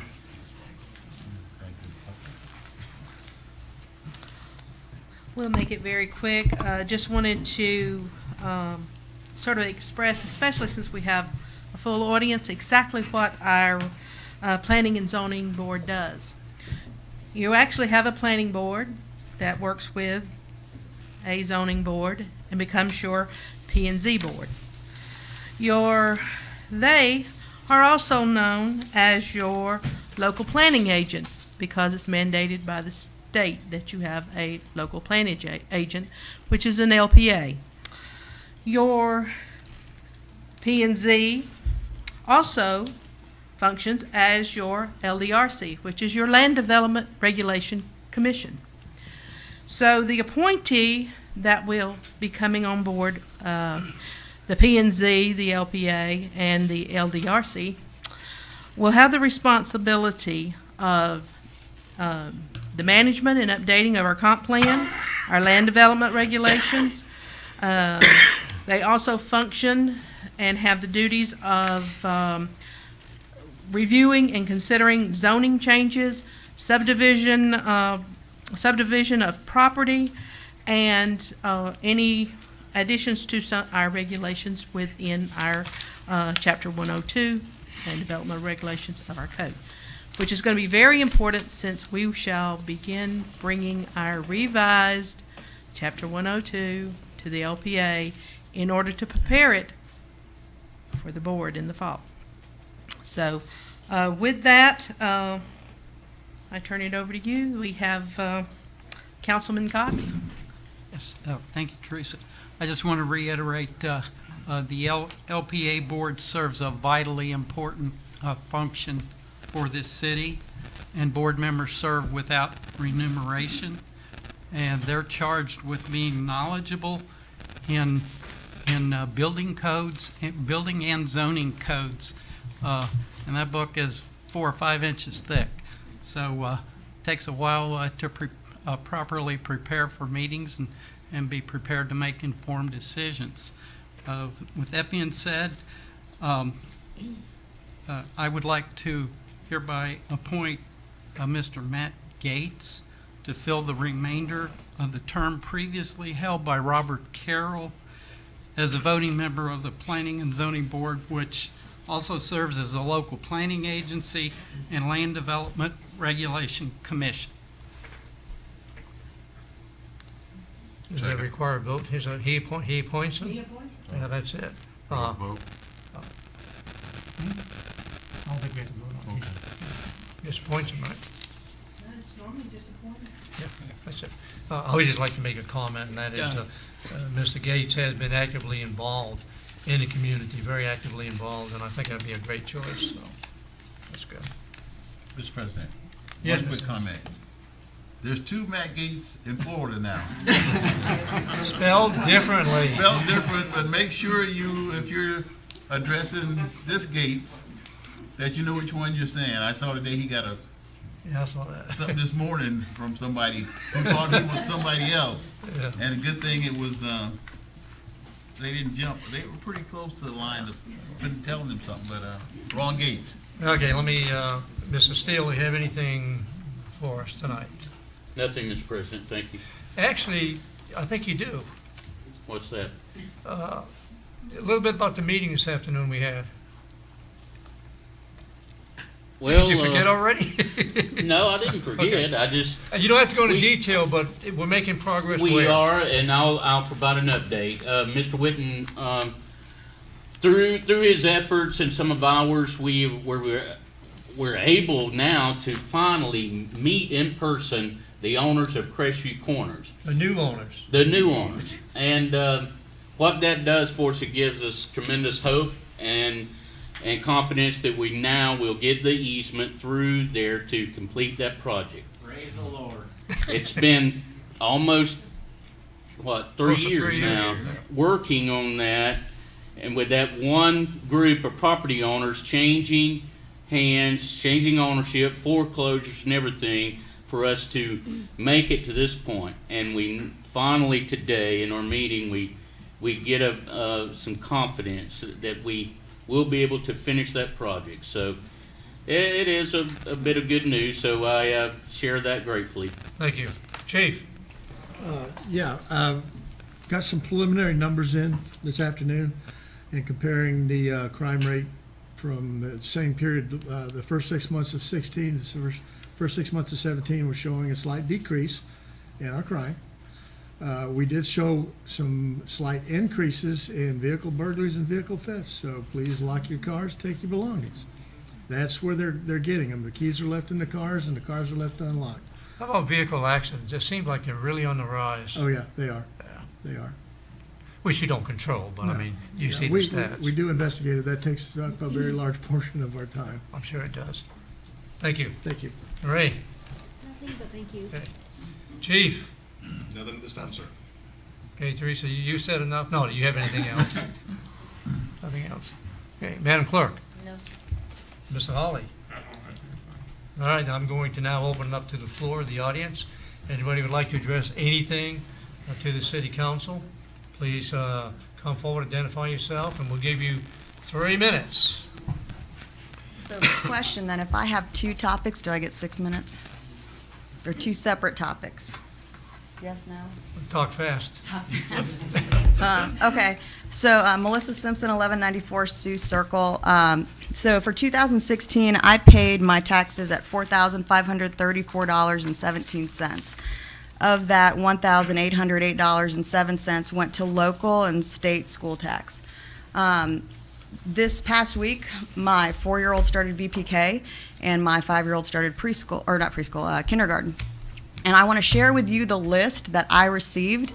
I spent about $200 putting them into the system here, in addition, of course, what went in taxes.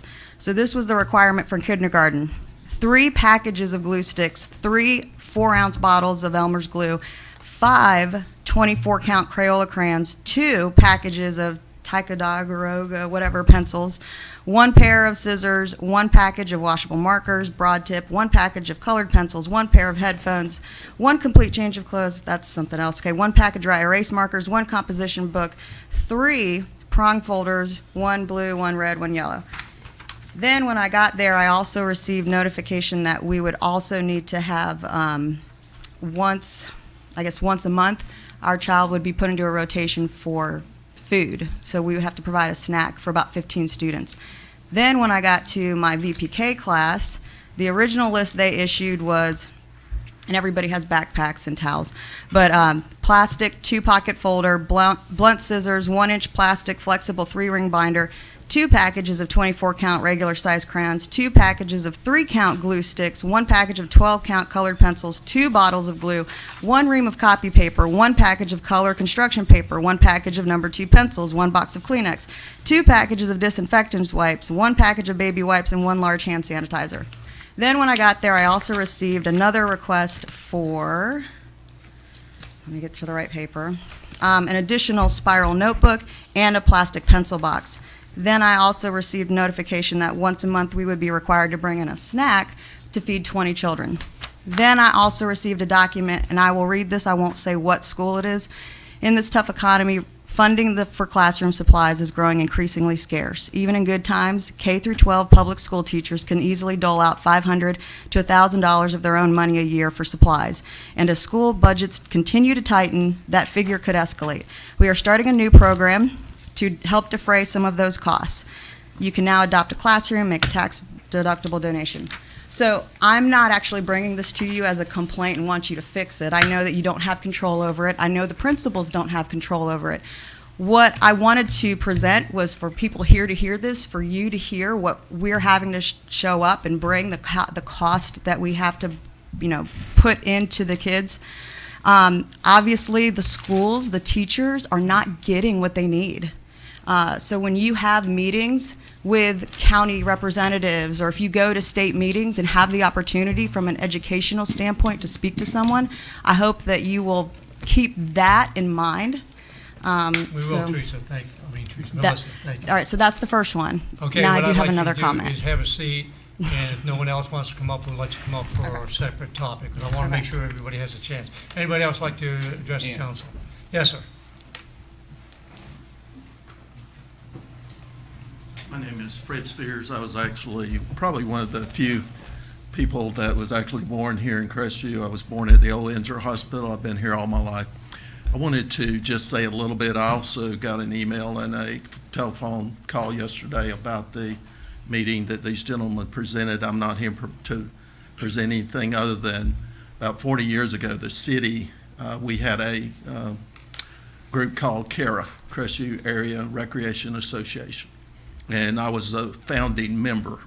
And the Braces, the Parkers, Gillises, Minyards, a number of us came together and formed a group, and the city actually turned over all of the city recreation to our group except for maintenance of the properties. And we provided all funds. Now, I haven't talked to these gentlemen. I think what they're looking at, we had Junior Pro, where we were able to travel and take teams to different cities, state, local, and regional tournaments. We had Little League, which they're talking about now, where we could actually have all-stars and have the kids go to city, state tournaments. We had an organization for soccer. My kids did not play football, so I know very little about what went on with the football program back then. But now I'm involved again. I have two grandkids that are now 6 and 4, and my grandson is now involved in Little League, which there's not a Little League program. It's Little League with no ability to go to All-Stars, no ability to travel.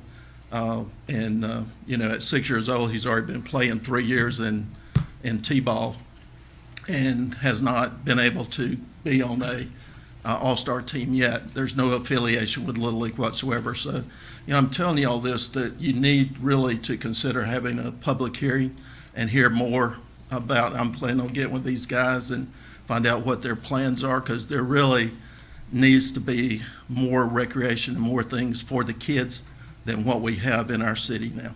Thank you. Thank you, I appreciate that. And that's why we're going to have that public hearing. Yep. Any other person in the audience that would like to address the council? Any others? Yes, sir.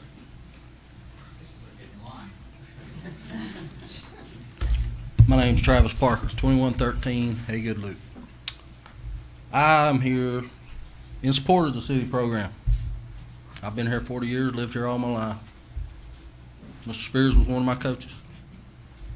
I hear CAYA talk about how they get help for the people that cannot financially travel or be on the team.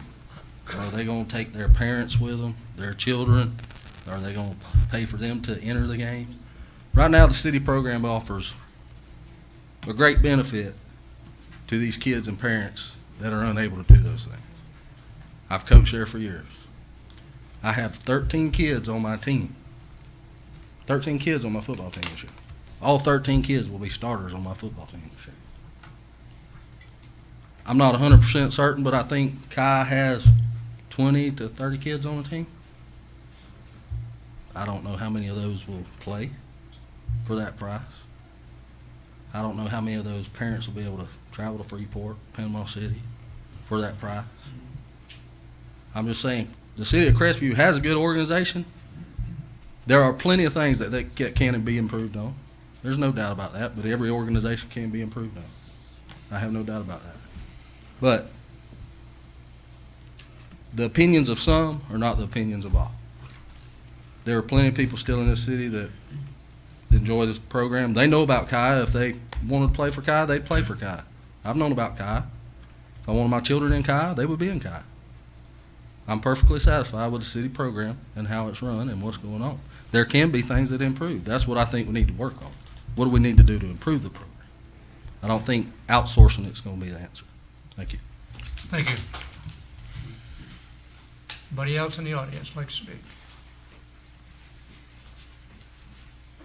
Good evening, Councilman. My name is Jennifer Jackson, 2802 Geronimo Drive, Crestview, Florida. I am here on behalf of the whole outsourcing program, and the one thing I really want you to consider, the decline in the number of children participating in the city sports program, because outside cities like Baker, Niceville, even Defuniak Springs offer far superior programs, equipment, and facilities.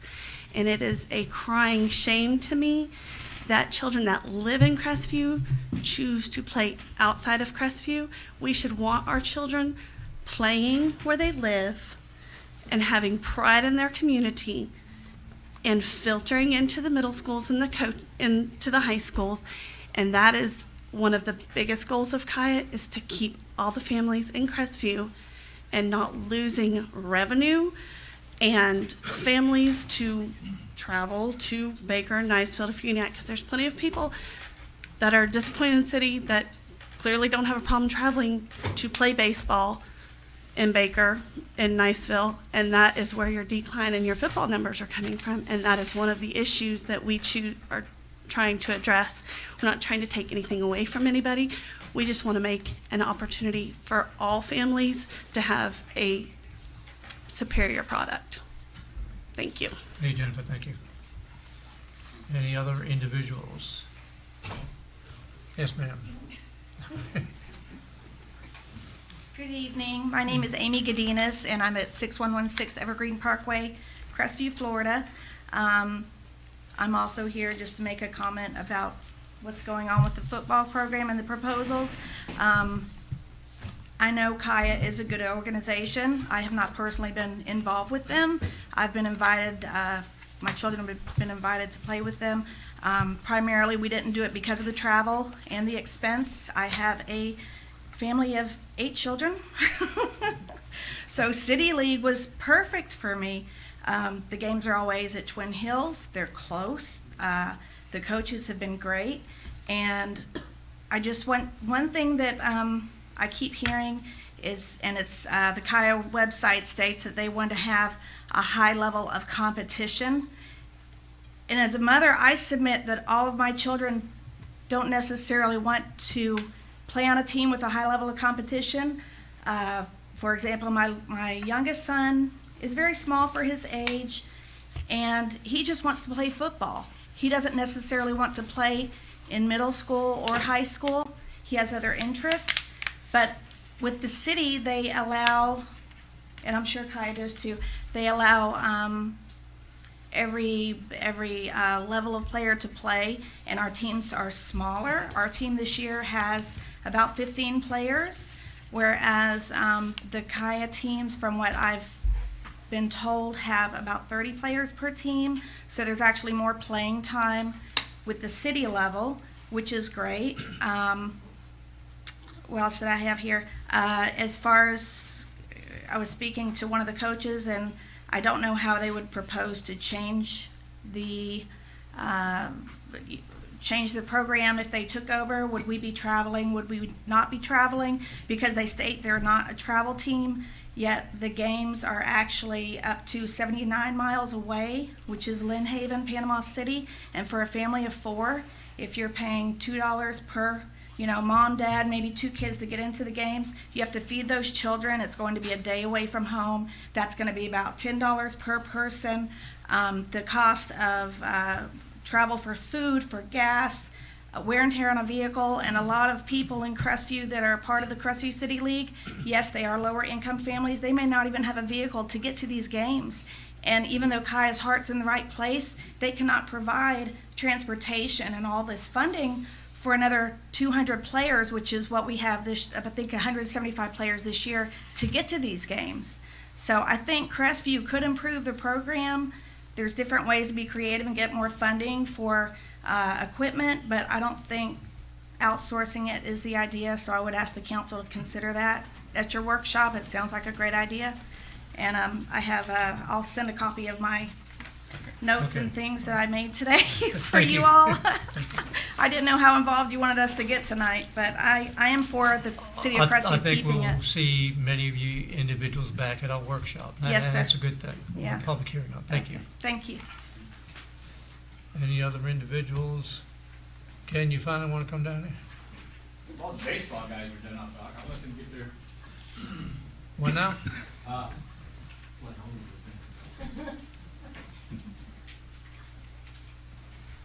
Ken Nielsen, 3162 Appleton Road.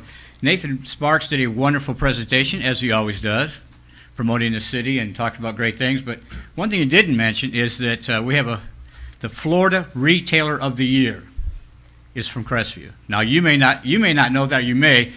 I spoke to Nathan in the hallway. He did not even know. And I'm not saying anything bad about Nathan. He just hadn't heard that award had been given to him. And it's just amazing when you think of all the retailers in the state of Florida. Every strip mall, every retailer, large and small, out of the Florida Retail Association voted one business out of the city of Crestview to be the #1 in the state of Florida. I thought that's pretty cool. Y'all know who that is, right? Oh, yeah, absolutely. Hub City Smokehouse. Yeah, all right. So I just wanted to mention that so that in case he didn't bring it up, that you guys understand there's some really cool things that are already happening here. Yeah, thank you. Yeah, we recognized Mike a few meetings back, but you're right. Any other individuals? Yes, sir. Adele Johnson, 5837 Saratoga Drive, and the Postmaster Crestview. I've been involved with the City of Crestview City League for the last 6 years. One thing that I would say that, any organization need help and need to improve. But the main thing that I do notice that the City of Crestview League is for all children, not the best athletes. When you begin to outsource the organization, then you leave out the ones that is really that need to be worked with.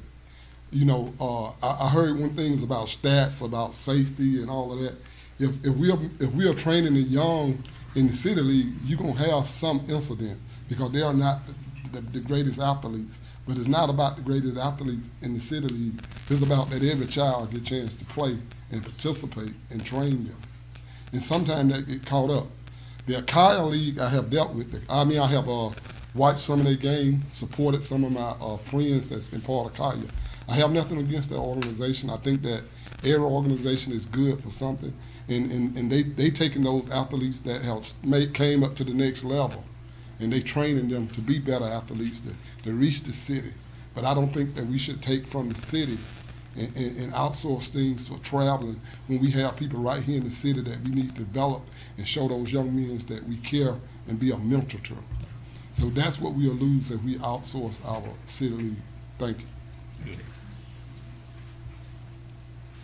Any other individuals? Yes, sir. I didn't plan on saying anything. My name's That's Augustine all right. Breno. I live Come on at down. 312 Green Oak Drive. I've lived here for 25 years. I grew up in City League. I played baseball, football, and basketball. It's a great program when I was a child. And then growing up now, I have an 8-year-old, and my son, and Bud would probably tell you, is the epitome of the timid kid who wasn't sure how to play a game. And my biggest fear was that he'd play a sport and get hurt in it. And his mother would tell you the same thing. And that was always our concern. Like, what if he plays and gets hurt because he's afraid? And the biggest thing Kaya told us was, that, everyone talks about how they'll get to play and everything else. My son is not the best at any sport. He's just not, But he got that same play time that all the other kids got to play, And at the time when we did Kaya last year, I wasn't in a financial position really to play all that. Like, I could afford it, because we wanted to make that investment with Kaya. But the travel and everything else. I mean, it's not as bad as people think. Living in Crestview, I understand that everything's 30 minutes from me. I drive to Destin to get shoes. I drive to Pensacola to go shop. I know that. It's the life we face right now, given the fact that we don't get big business in this area. We know that. We're ready for that. You know, again, I think Crestview is the Crestview program. When I was a child, was a great program. I loved it. I loved the team, I loved the camaraderie, and the same thing happens with Kaya. At the very least, y'all are talking about having a workshop, and I think that nothing but good things can come from a workshop where we bring ideas together, whether it's from Kaya or whoever else you want to bring in for a bid. The only thing that can happen is we benefit from that. The city may learn what they're doing wrong. The city may learn what they're doing right. You know, nothing but good things can happen from a workshop where minds come together and figure something out. That's really all I wanted to say. So, Thank you. Any other individuals? Yes, sir. Thanks, sir. Appreciate the chance to be able to speak. I actually wasn't going to speak, but I figure it'd be worthwhile to at least get my opinions out there. And you are? My name is Philip Franco. I live at 127 Conquest Avenue. My son, he did play for T-ball, actually for Mr. Spear's son a couple years ago. And last year we moved my kids to Baker. We played baseball down at Baker. And it was just because I didn't particularly well care for the organization here. I didn't like the opportunity that there wasn't an all-star opportunity. My oldest, not really an all-star, but he likes to play. Another thing is with regards to the football, we make sure with any organization, it comes down to how the organization forces their coaches and how they develop their coaches and their administrators and things like that. So with Kaya, we're developing our coaches to bring everybody up. Everybody gets a chance to play. Yes, there's a minimum five play rule. Everyone must play 5 rules. Every coach makes sure their kids does it. And that's because that's the environment that we're bringing up. We're not just picking the best players. We're developing everybody. I have one son, he's 4 years old, and I try to stay hands off because that's my kid, and that's completely different when you're coaching your own kid. But I make sure all the other coaches do most of the hands-on them. And they are developing really well, and he's 4. And he's doing great, and he's competing with kids that are 20 pounds heavier than him. And then we've got Coach Bud. He has one of my older kids. He played last year, and he didn't do too well. He was very timid, and he had a very hard time tackling. He's in it this time. He's in it this year, and this time he's playing for Coach Tipton. He has been tackling. He has lost a lot of his fear. He's still a little timid, but he's being worked there. So I just want to say that the development is there. I know there has been, in the past, it was known as daddy ball. If only the coach's son is going to play, it had a bad reputation. In fact, today I just heard a story about old coaches that used to kick kids when they were on there. Like they weren't doing well, so they scream and holler at them, and just it was bad. And I just want to say that it's not that. It is not that anymore. And if it was, I would pull myself out of it, and I would pull my children out of it. The coaches really care for the children, and they do their best to develop them to where they need to be. And it's not about, yes, we want to do all this with the middle school and the high school so they can move on, but it all comes down to giving the kids something to do. I mean, growing up, if I didn't have sports, football, baseball, soccer, I mean, I'd be running on the street, smoking cigarettes, doing drugs, marijuana, what have you. But a lot of people think, hey, it's all about school. It is about school. And in fact, half of these coaches here won't let their kids play that much or at all if they do bad at school or if they don't listen to mom and dad. We're mentors to them. It looks like my time's about up, but thank you for your time. I appreciate it, and I look forward to speaking with you during the workshop. Thank you. We appreciate it. Any other individuals? I have one more thing to say, Mr. President. All right, we'll let you do that. Bud Tipton, 1197 Sioux Circle. For the coach that said he had 13 kids on his team, members of the council, any of y'all ever play football? Mr. Fairclough, let me ask you a question. Okay. How long is a normal game for football? Kids or adults? Excuse me, normally we don't engage the council members in a repertoire. Understand. You just kind of present So you them. had 13, the coach said he had 13 kids. How is that safe for a kid to play 13 kids on a football field, nonstop? That's how heat stroke happened. The number one cause for injuries in football is heat stroke. It's cardiac arrest. That's not safe. We got to make the game safer. We got to make the program safer. We can't do that without your help, without parents' help. I'm not saying that Kai is the best organization out there. God knows when me and Terry took it over, we had 100 different problems. All those problems are now sitting in Baker and Niceville. We ran them out. Why? Because we wanted a community program, like Mr. Spears said. So, yeah, you may have 13, 15, you may have a little bit of little kids to play a little bit more, but you're going to cause those kids at an older age group to have cardiac arrest. It's not safe. My roster size is 25 kids. I have enough kids to play offense and defense. I have 5 kids that are going to play both ways, but I have a secondary kid that can always go in for him so he can take a break. So that's all I wanted to say about that. Thank you.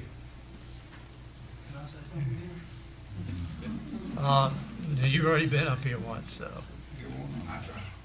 Anybody else? Back here.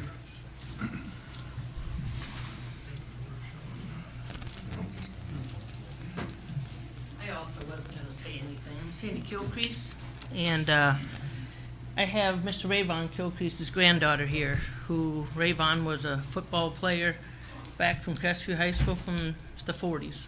You read the articles, one of the best football players around.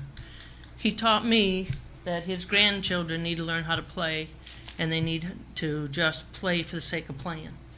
So I engaged in coaching. I coached them on an all-star team here in the city of Crestview. I also this year, took a all-star team to Gulf Coast, to Gulf Breeze. They qualified for the World Series. We went to Destin, we played in the World Series. Crestview drafted league. Those 14 children learned a lot. I agree that there's been some issues. I agree in any program. I've also had grandkids who played in the Kaya program. This isn't about tearing the city apart, Kaya versus the city.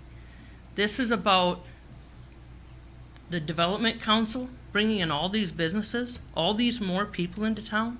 We as a city need to get together, figure out what the facilities we have are. When we're bringing in these councils and these new development, bring in fields and practice fields. The city can only do what they can with what they have.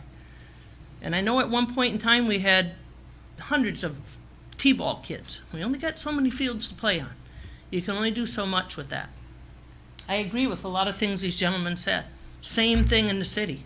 Same situation, same scenario. I agree that there are issues and problems. There are equipment issues and problems. But we need to, I agree that you're going to put this on the agenda for a meeting. It needs to be done that way, but there are so many other things going on out there. There's Little League in the Veterans Associations. There's all kinds of things that can happen that as a city we bring together. They talked about city businessmen sponsoring them. We had no issues and no problems getting sponsors to go to these all-star games. The city is involved in these kids and will continue to be involved in these kids. I do not want to see this them and us. It's all kids from here. This needs to be a positive thing, working together with the development councils, with the city businessmen, with any program, Kaya or any other who's offering. They're here for the betterment of the kids. I've never seen the city, and I've been involved in it since 1989. I've never seen it. I've coached every team, basketball, softball, baseball. I've coached them all. Same as Mr. J said. There's a lot of things. I've had parents come to me at the game time and say, my kid's not playing tonight. Why? He didn't do his homework. He didn't do the things he was supposed to do. So the City League promotes the coaches promote the same mentorship. So I'm just asking you, let's get this council together, but let's not tear the city apart and put them against us. Thank you. Let's make it one. Thank you, appreciate that. Anybody else? All right, Melissa, going to give you a different topic. Yeah, now I feel bad talking about something else besides Kaya.